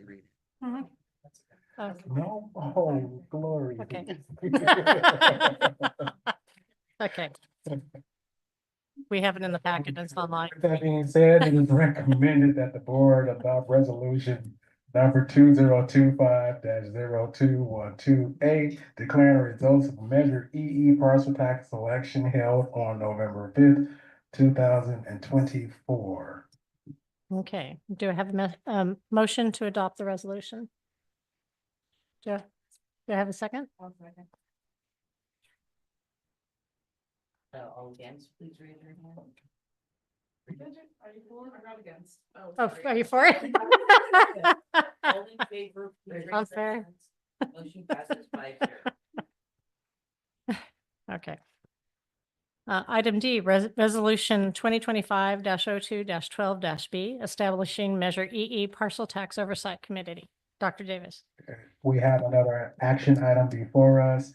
As our board president mentioned, resolution 2025-02-12-B, establishing Measure EE Parcel Tax Oversight Committee. Pursuant to this resolution, the Board of Trustees will appoint the Measure D Oversight Committee as the Measure EE Citizens Oversight Committee and adopt the bylaws and guidelines for the Citizens Oversight Committee on file with the district.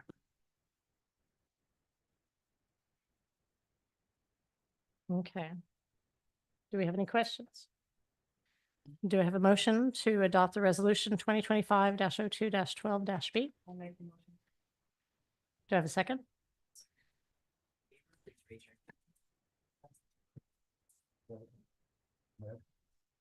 hand. Okay.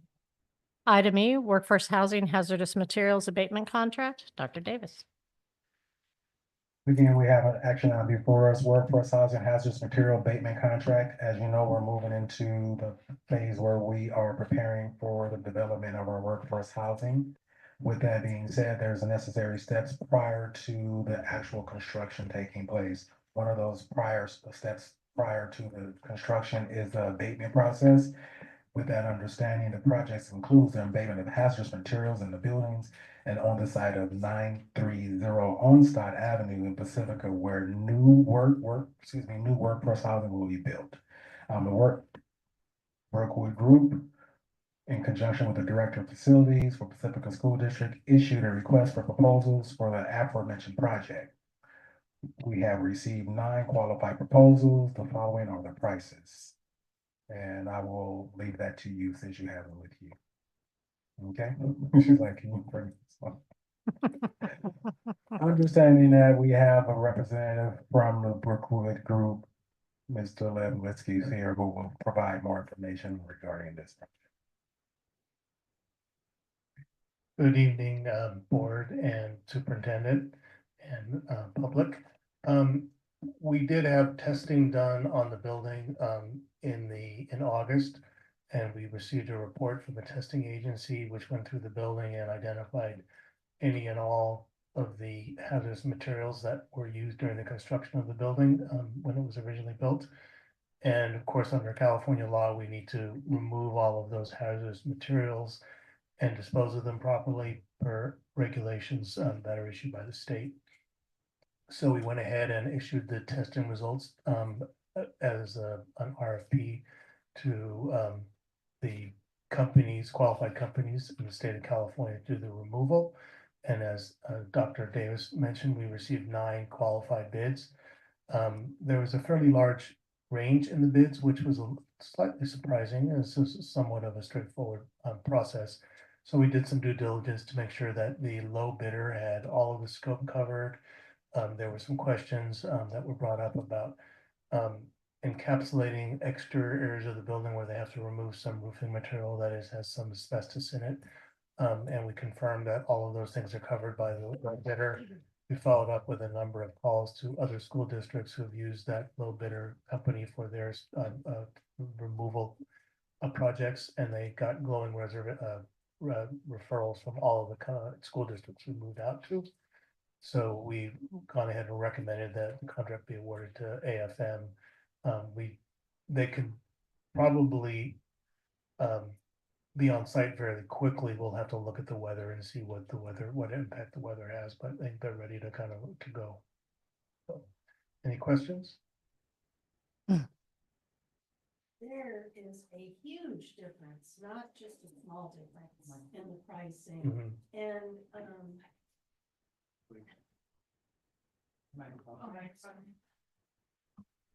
so one of them is 128 and then the highest one is 574.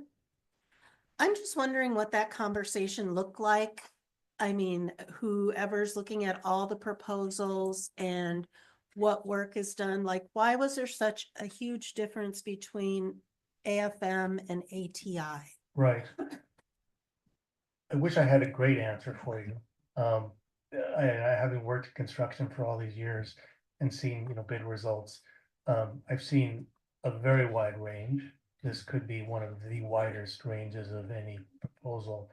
And so it's hard to sort of dissect it. They're all qualified companies. They all had, references. They all presented their employee certificates of their training, their processes and, projects that they had done. So, there's always been volatility in the construction industry, and some people end up in the situation where they don't have as much work to fill their books, and so they're a little bit more aggressive about it. Some of it could be related to relationships they have with the disposal sites, which the disposal site is a very big deal with these hazardous materials. Whether they own their own equipment or they have to rent equipment to do the job. So it's hard to dissect it, and we try not to, we want to give you the best opportunities. So we felt that when we saw that range, that we should really follow up and get underneath the hood. And we didn't find anything that would lead us to believe that it would be a bad choice. So my question is, and I need to put on my construction hat, change orders. So did anybody look at the difference in the change orders, for example, of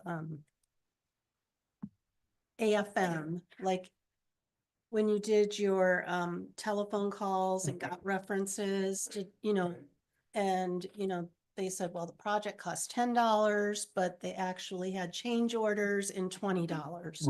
Right. Did anybody look in that? We did, we always ask that question because I thought, it always is a big concern, and there were no red flags. There were comments that, well, we added additional scope to it, or there were, in all fairness, there were things that they weren't able to see, and when they saw them, they had to remove them. So there was no red flags that they, low bid it and then, immediately started to change order the process. always a concern, for sure. Okay, do we have any other questions? All right, do I have a motion to authorize staff to enter into contract with AFM Environmental as described? Do I have a second? I'll second.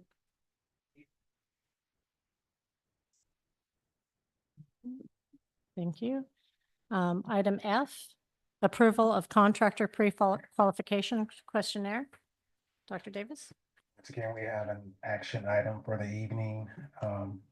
As we move into the abatement of and the demolition of the existing site at 930 Onstad. In anticipation of the next phase, we are putting out a questionnaire, a pre-questionnaire, in search of a contractor who will be the individual who will be able to do the work. With an understanding, the questionnaire is part of an RFP process to hire the general contractor for the staff housing project. It is to establish a pre-qualified list of general contractors that we will issue the RFP to. Again, with us here is Lab Weskins from Brookwood Group, who will explain that process to you as well.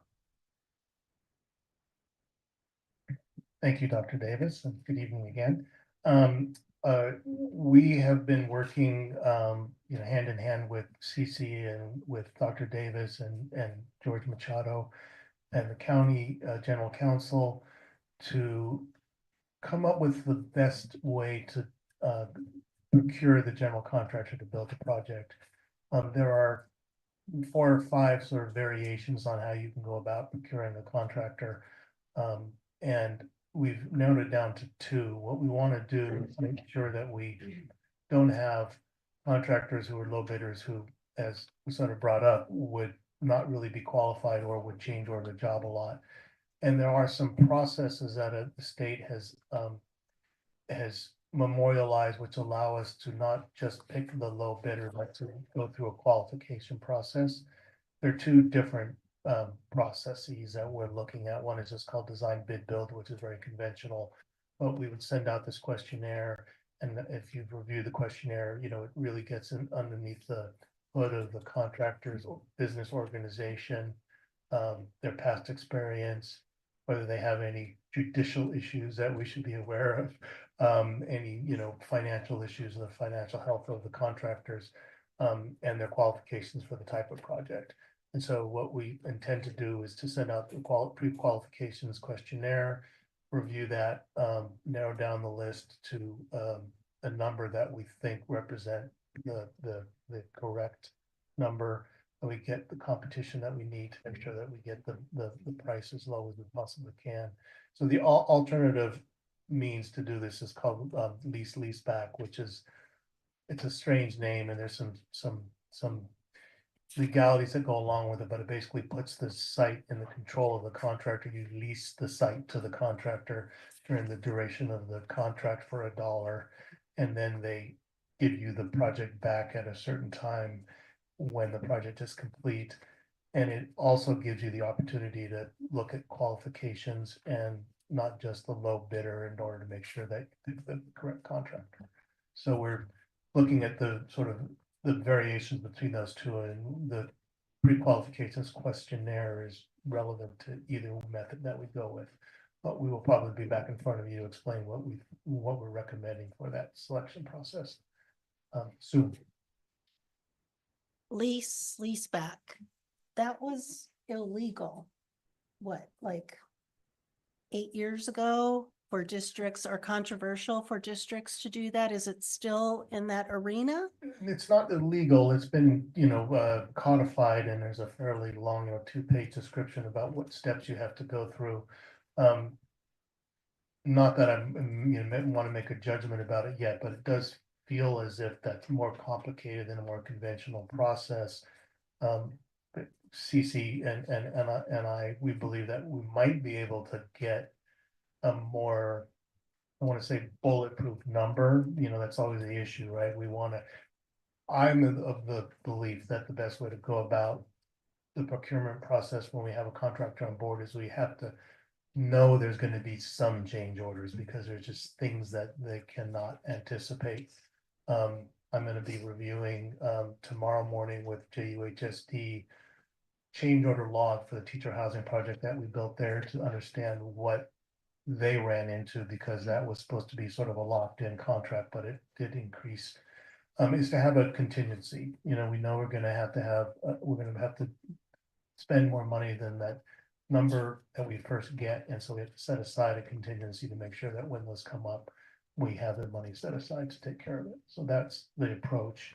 So it's sort of twofold: get the best price we can get, make sure that the scope is super well defined and everybody knows exactly what they need to do, and then making sure that we have a little bit of a extra fund to take care of stuff that we didn't anticipate. So are we doing a lease back or no? We haven't decided on each one, the procurement method yet. Okay, because the- I'd be a little hesitant until we find more information out about that. Right, what yeah. what I have been doing and will continue to do and work with CC to do this is there are contractors that, you know, specialize in housing only, and then there's contractors who do housing and they do other types of work, like school work. And so what I'm asking is, have you done a lease back for a workforce housing project? And have you done a lease back for something else? And what I'm getting so far is we've used lease back in some school-based projects, but not for a housing project. And so now I'm trying to figure out, well, why? What's the difference? And what we don't want to do is use a procurement method that a lot of people aren't used to using and then preclude contractors because they're not familiar with that procurement method. And then, you know, the fewer contractors we have bidding it, the less chance we have of getting the best number we can get. So that's why we need to do a little bit more work with CC and the contractors we know to sort of understand the better path. Okay, so you're the expert. So you're saying that we're not going to be breaking any rules or anything by doing the lease back? Not that I know of, and Okay. CC has forwarded all the language to me and I've read it. I need to read it about 3 more times because it's a little complicated, but Yeah. no, but you know, if we decide to go that method, we'll make sure that we have it locked in. And we had a discussion in August with the general counsel from the county. And we did talk about lease back, and he didn't bring up any issues about it, its legality, and he was familiar with it as a procurement method. Okay. So, but we will double check. Thank you. Thank you. Okay. Do I have a motion to approve the contractor pre-qualification questionnaire? Okay, do I have a second?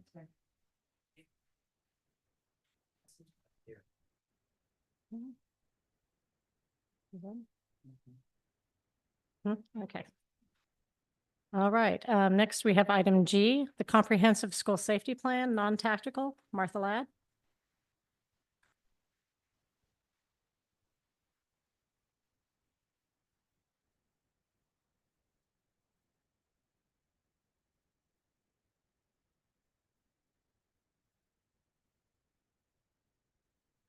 Good evening, and thank you. Tonight in open session, we're presenting the non-tactical comprehensive safety plans.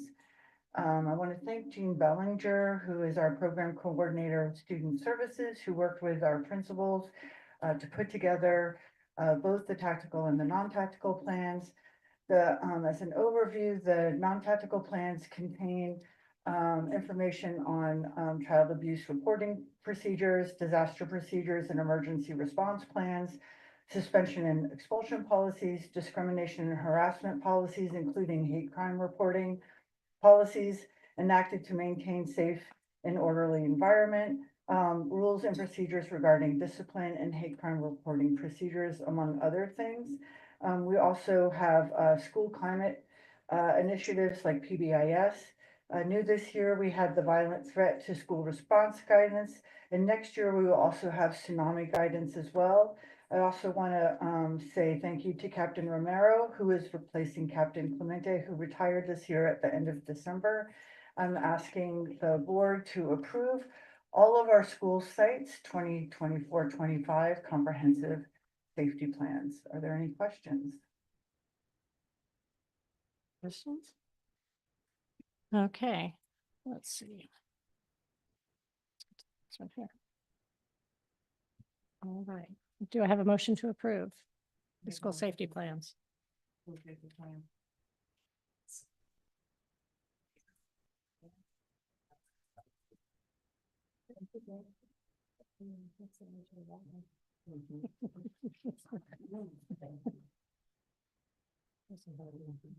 Okay. All right, item H. The approval of Form J13A, request for allowance of attendance due to low attendance on January 17th, 2025. Once again, another action item for us, before us. On January 17th, the district experienced a small loss in revenue due to due to attendance for that day. We are asking or requesting an allowance for that attendance for the day so that we can recoup those enrollment dollars and that attendance so that we can make ourselves whole.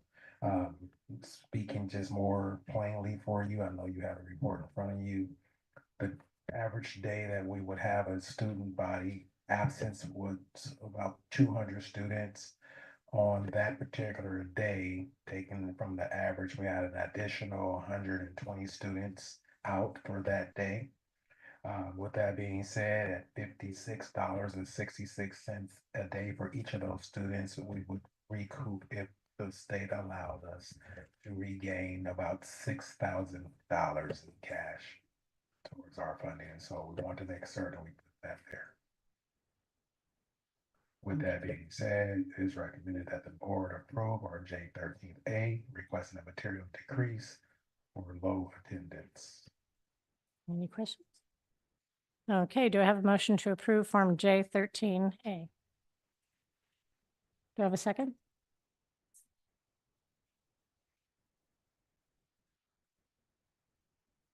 Okay. Thank you.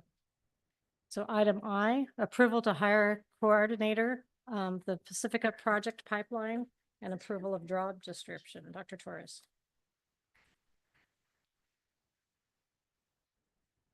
Dr. Torres does not like things that are late.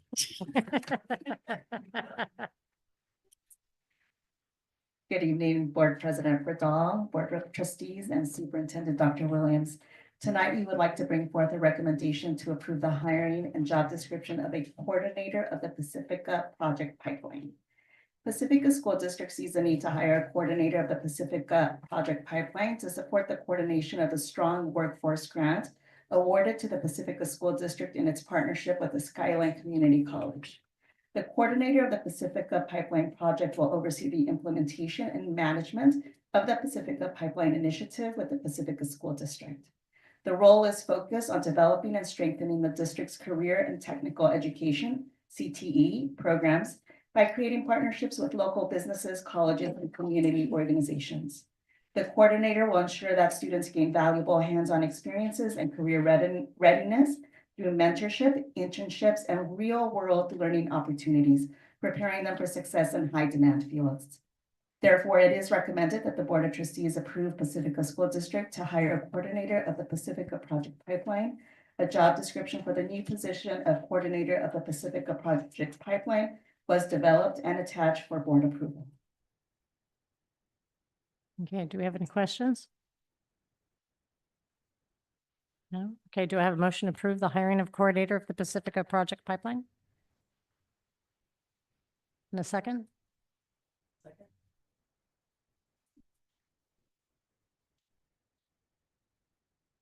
Okay, thank you. Item J, approval to hire partner program leads for the Big Lift, Inspiring Summer Program, and approval of job description. Dr. Torres. This year, we have been the recipients of the Big Lift Grant. As part of the grant, there's a Big Lift Inspiring Summer for Students, which includes several Big Lift grant-funded positions. One of those positions is the partner program lead of the Big Lift Inspiring Summer. We have composed a draft job description for your review and approval. This position oversees and coordinates the preparation of the Big Lift Summer Program. The Big Lift Summer Program will be held starting June 16th through July 11th for approximately 69 students with a focus on early literacy. Therefore, it is recommended that the Board of Trustees approve Pacifica School District to hire partner program lead of the Big Lift Inspiring Summer, a job description for the new position of the partner program lead of the Big Lift Inspiring Summer to support the implementation of the Big Lift grant was developed and attached for board approval. And do we have any questions? Exciting, yes. Okay. Just have one question. Mhm. Are any of our teachers going to be applying for any Big Lift positions?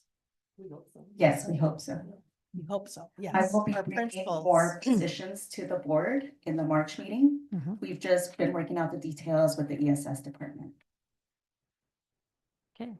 Do I have a motion to approve the hiring of partner program lead for the Big Lift? Do I have a second? Second.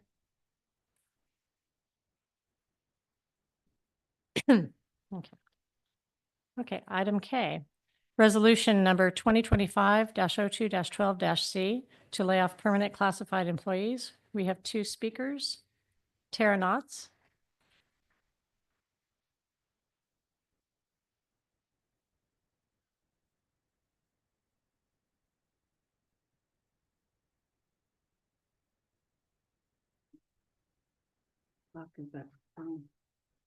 Okay, this is short anyway. I don't even know why I'm bothering, but anyway, regarding classified staff, just like last year at this time, I'm here again. I want to talk on behalf of the classified staff who are glue to our community. Last year, people were really upset about the Valamar. I think, no, the IBL secretary type person, admin person, and she knew all the things, just like all of our office staff know all the things about how the schools work. They can tell you why things are done, why they were like this. They can tell you the history. Patricia Buddington is a great case of, she can tell you why Ocean Shore is like Ocean Shore. She has the book of when the plans were designed for Ocean Shore and where the washer went so kids could do crafts and wash their things. She has this huge book and she knew everything. And she can tell you that that school was built because the district agreed to expand it. It was already a K-8. It was a K-8 since 1978. And they agreed to expand it and grow. And that site was made so it could grow to at least 350 kids, which it succeeded at doing and exceeding. Anyway, Patricia, other admins, particularly, classified staff, particularly that work in the office, but also paraprofessionals, they are the glue. And as we lay them off or give them slips or whatever it's called, particularly as we're talking about these schools that are affected by school moves, these staff are what would help keep the culture for that co-location that you have all told us is why we co-located, to keep that culture. Those people have got to come over at least part-time because they are literally, will explain to you, Ocean's 411, by the way, is not 411, is not a day. It's not a whale on a door. It's 2 weeks and tons of volunteer coordination, teacher coordination, people coordination. It's a lot. If you don't have a voice like Patricia, how can you know? Yeah. Okay, and John David.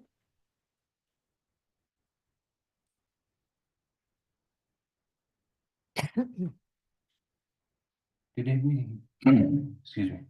Good evening, board members and Pacifica community. Regarding action item 12K L and M, quote, the layoffs, which is piggybacking on top of agenda action item 10A from January 22nd, the school, quote, K-8 dismantling. I stand here tonight with one simple message. Do not let anyone tell you that you cannot speak up. Do not let anyone tell you that you must remain silent. If you are a district employee and you feel trapped in a toxic workplace environment, you have the legal right to speak out. You have the right to report concerns to board members, to the public, and to oversight bodies without fear of retaliation. And let me be crystal clear. If anyone in this district retaliates against you for doing so, that is illegal. Under California's Whistleblower Protection Act, Labor Code Section 1102.5 and federal whistleblower laws, it is unlawful for the district or anyone in it to punish an employee for reporting wrongdoing, financial mismanagement, workplace abuse, or any other matter of public concern. If you are pressured to stay silent, that is a violation of your rights. This district thrives on secrecy, but the antidote to secrecy is transparency. And that is exactly what we are fighting for. Tonight, we say no more. This community is waking up. Parents, teachers, and taxpayers will not be divided by fear tactics or rushed backroom deals. We are fighting for truth, transparency, and the future of our children's education. We have filed a lawsuit to hold this district accountable for its abuses of power, its reckless disregard for students, and its violation of public trust. This is just the beginning. Do not be divided by the culture of this district. Do not let them pit parents against teachers, teachers against staff, schools against each other. This is our district, our children's future, and our community. Join us in the fight to unify Pacifica and take back control from this fast-rushing, deceptive school district. Together, we can hold them accountable and demand honesty, transparency, and respect we all deserve. Thank you.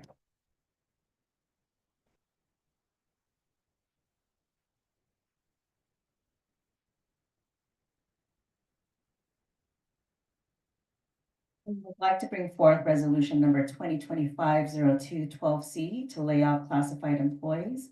We have been working with our CSEA and its chapter number 128 labor partner to communicate with employees that will be affected. Classified employees may have bumping right options or may elect to take a vacant position or be put on a rehire list. Education code sections 45101, 45114, 45117, 45298, and 45308 authorize the Pacifica School District to lay off or reduce classified employees for lack of work or lack of funds. Due to a lack of work or lack of funds, certain classified services now being provided by the district must be reduced for the upcoming school year 2025-2026. The superintendent or designee is authorized and directed to give notice of reduction of services to the affected employees of this district pursuant to district rules and regulations and applicable provisions of Ed Code not later than March 15th, 2025. Would you like me to read the resolution? No? No, no, we have it in our packet. Is that a no? No, Okay. no, we have it in the packet. Okay. It is We've all read it. recommended that the Board of Trustees adopt Resolution 2025-02-12C to lay off or reduce hours of classified employees as indicated in the resolution due to lack of work and or lack of funds. This resolution is being brought to the board at this time due to the provisions in Assembly Bill 438. Are there any questions? Do I have a second? Oh,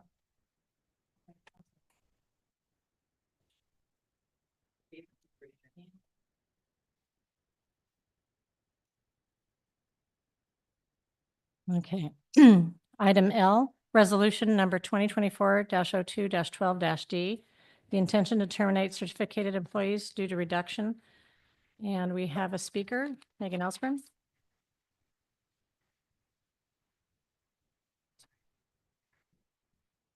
In my role here in Pacifica School District as both union president and classroom teacher, I am in a constant swirl of information. In most conversations, I have to make a mental note for myself if information I am receiving is coming at me as a teacher or as a union president. Earlier this evening, I spoke as union president Megan, sharing frustration at the amount of cuts here on this agenda item. There are so many cuts here to our certificated bargaining unit. I spoke with Dr. Chavez Torres this morning to get more clarity, and at this point, I can sort of understand the rationale of what's going on and the hope to bring back some of our multiple subject and single subject positions.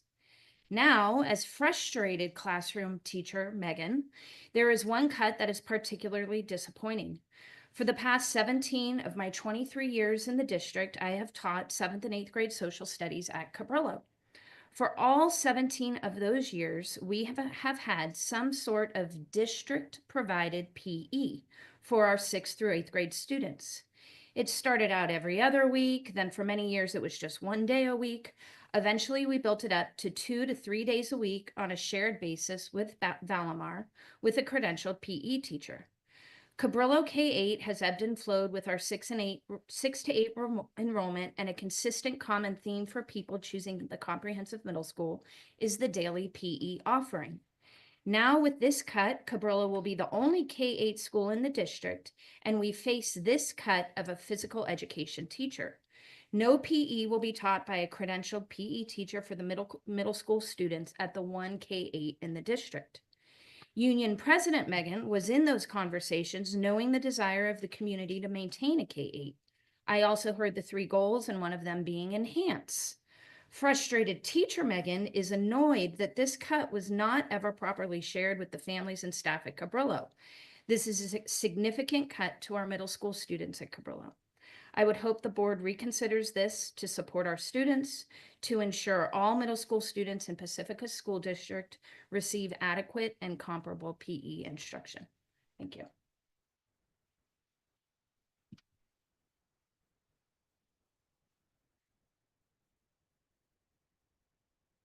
We would like to bring forth Resolution 2025-02-12D, intention to terminate certificated employees due to a reduction of particular kinds of services, and also adopt the following tie-breaking criteria.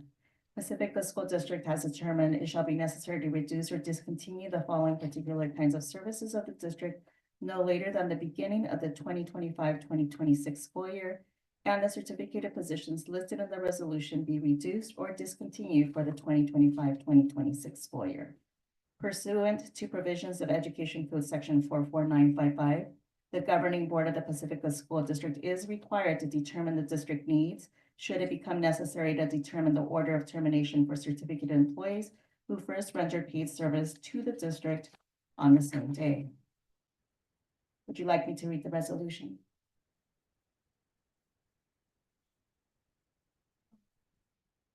Sorry. Aren't we required to have PE? So if we're required to have PE,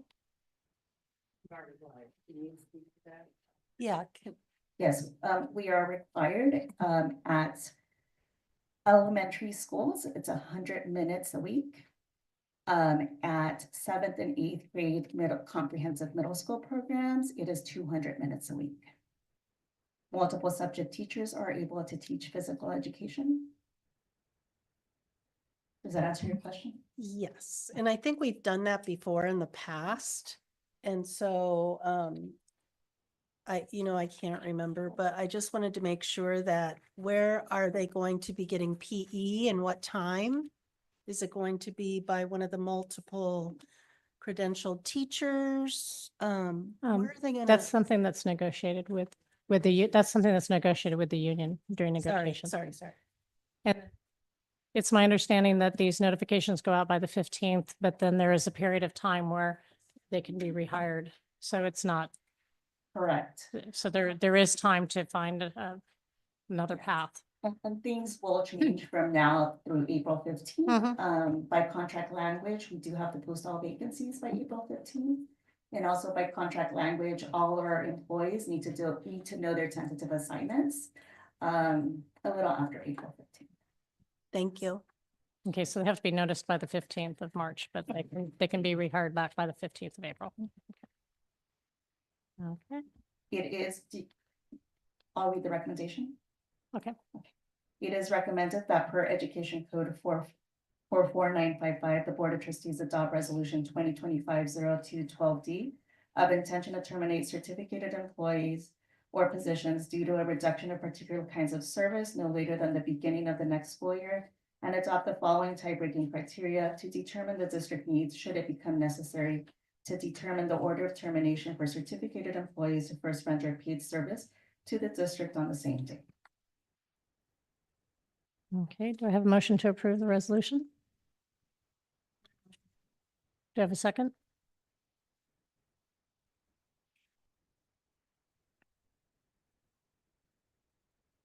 Okay. Item M. Resolution number 2025-02-12-E regarding notice of intention to non-reelect probationary certificated employees and to release temporary and probationary certificated employees. You would like to, no speakers? No.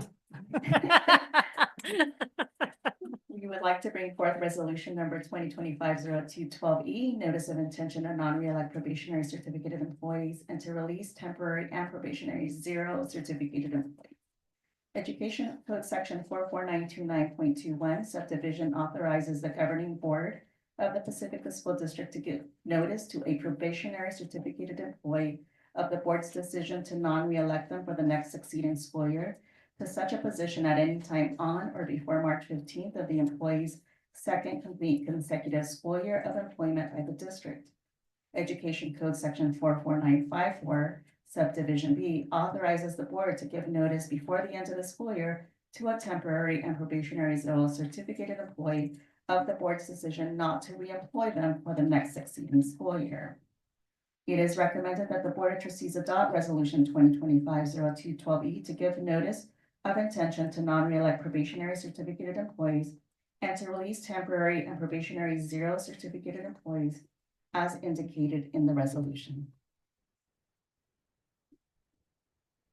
Do we have any questions? Okay, do I have a motion to approve the resolution? Do I have a second? Thank you. Okay, item N, 2025 CSBA Delegate Assembly Election. Dr. Williams.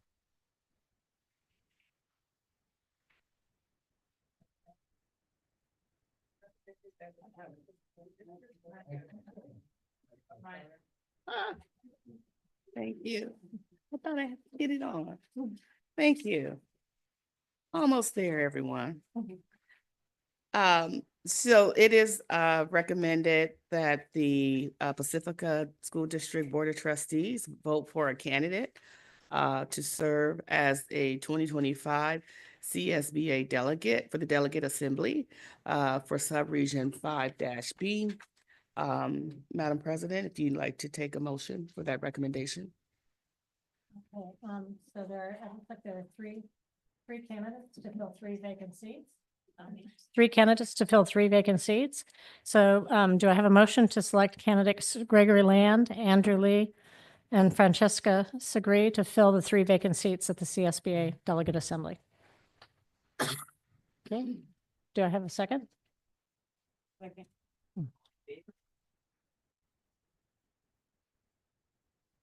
Okay. Item 13, Board of Trustees Superintendent's recap and future agenda items. Yeah. That's my, Okay. that's my recap. Okay. Oh, okay. I just want to reiterate the bond, again, having an update and possibly looking at new projects since it's been a while. And then also I wanted to have a discussion about the possible inequities that's happening in our district with the PTOs and how much money is going to each student at each PTO school. I looked and we have anywhere from 60,000 to 500,000 that our PTOs are raising. In reserve, yeah. And so there's definitely an inequity there. We just don't know what. So if we could just explore it. Okay. Anything else? No? Okay, we'll adjourn the meeting at 10:10.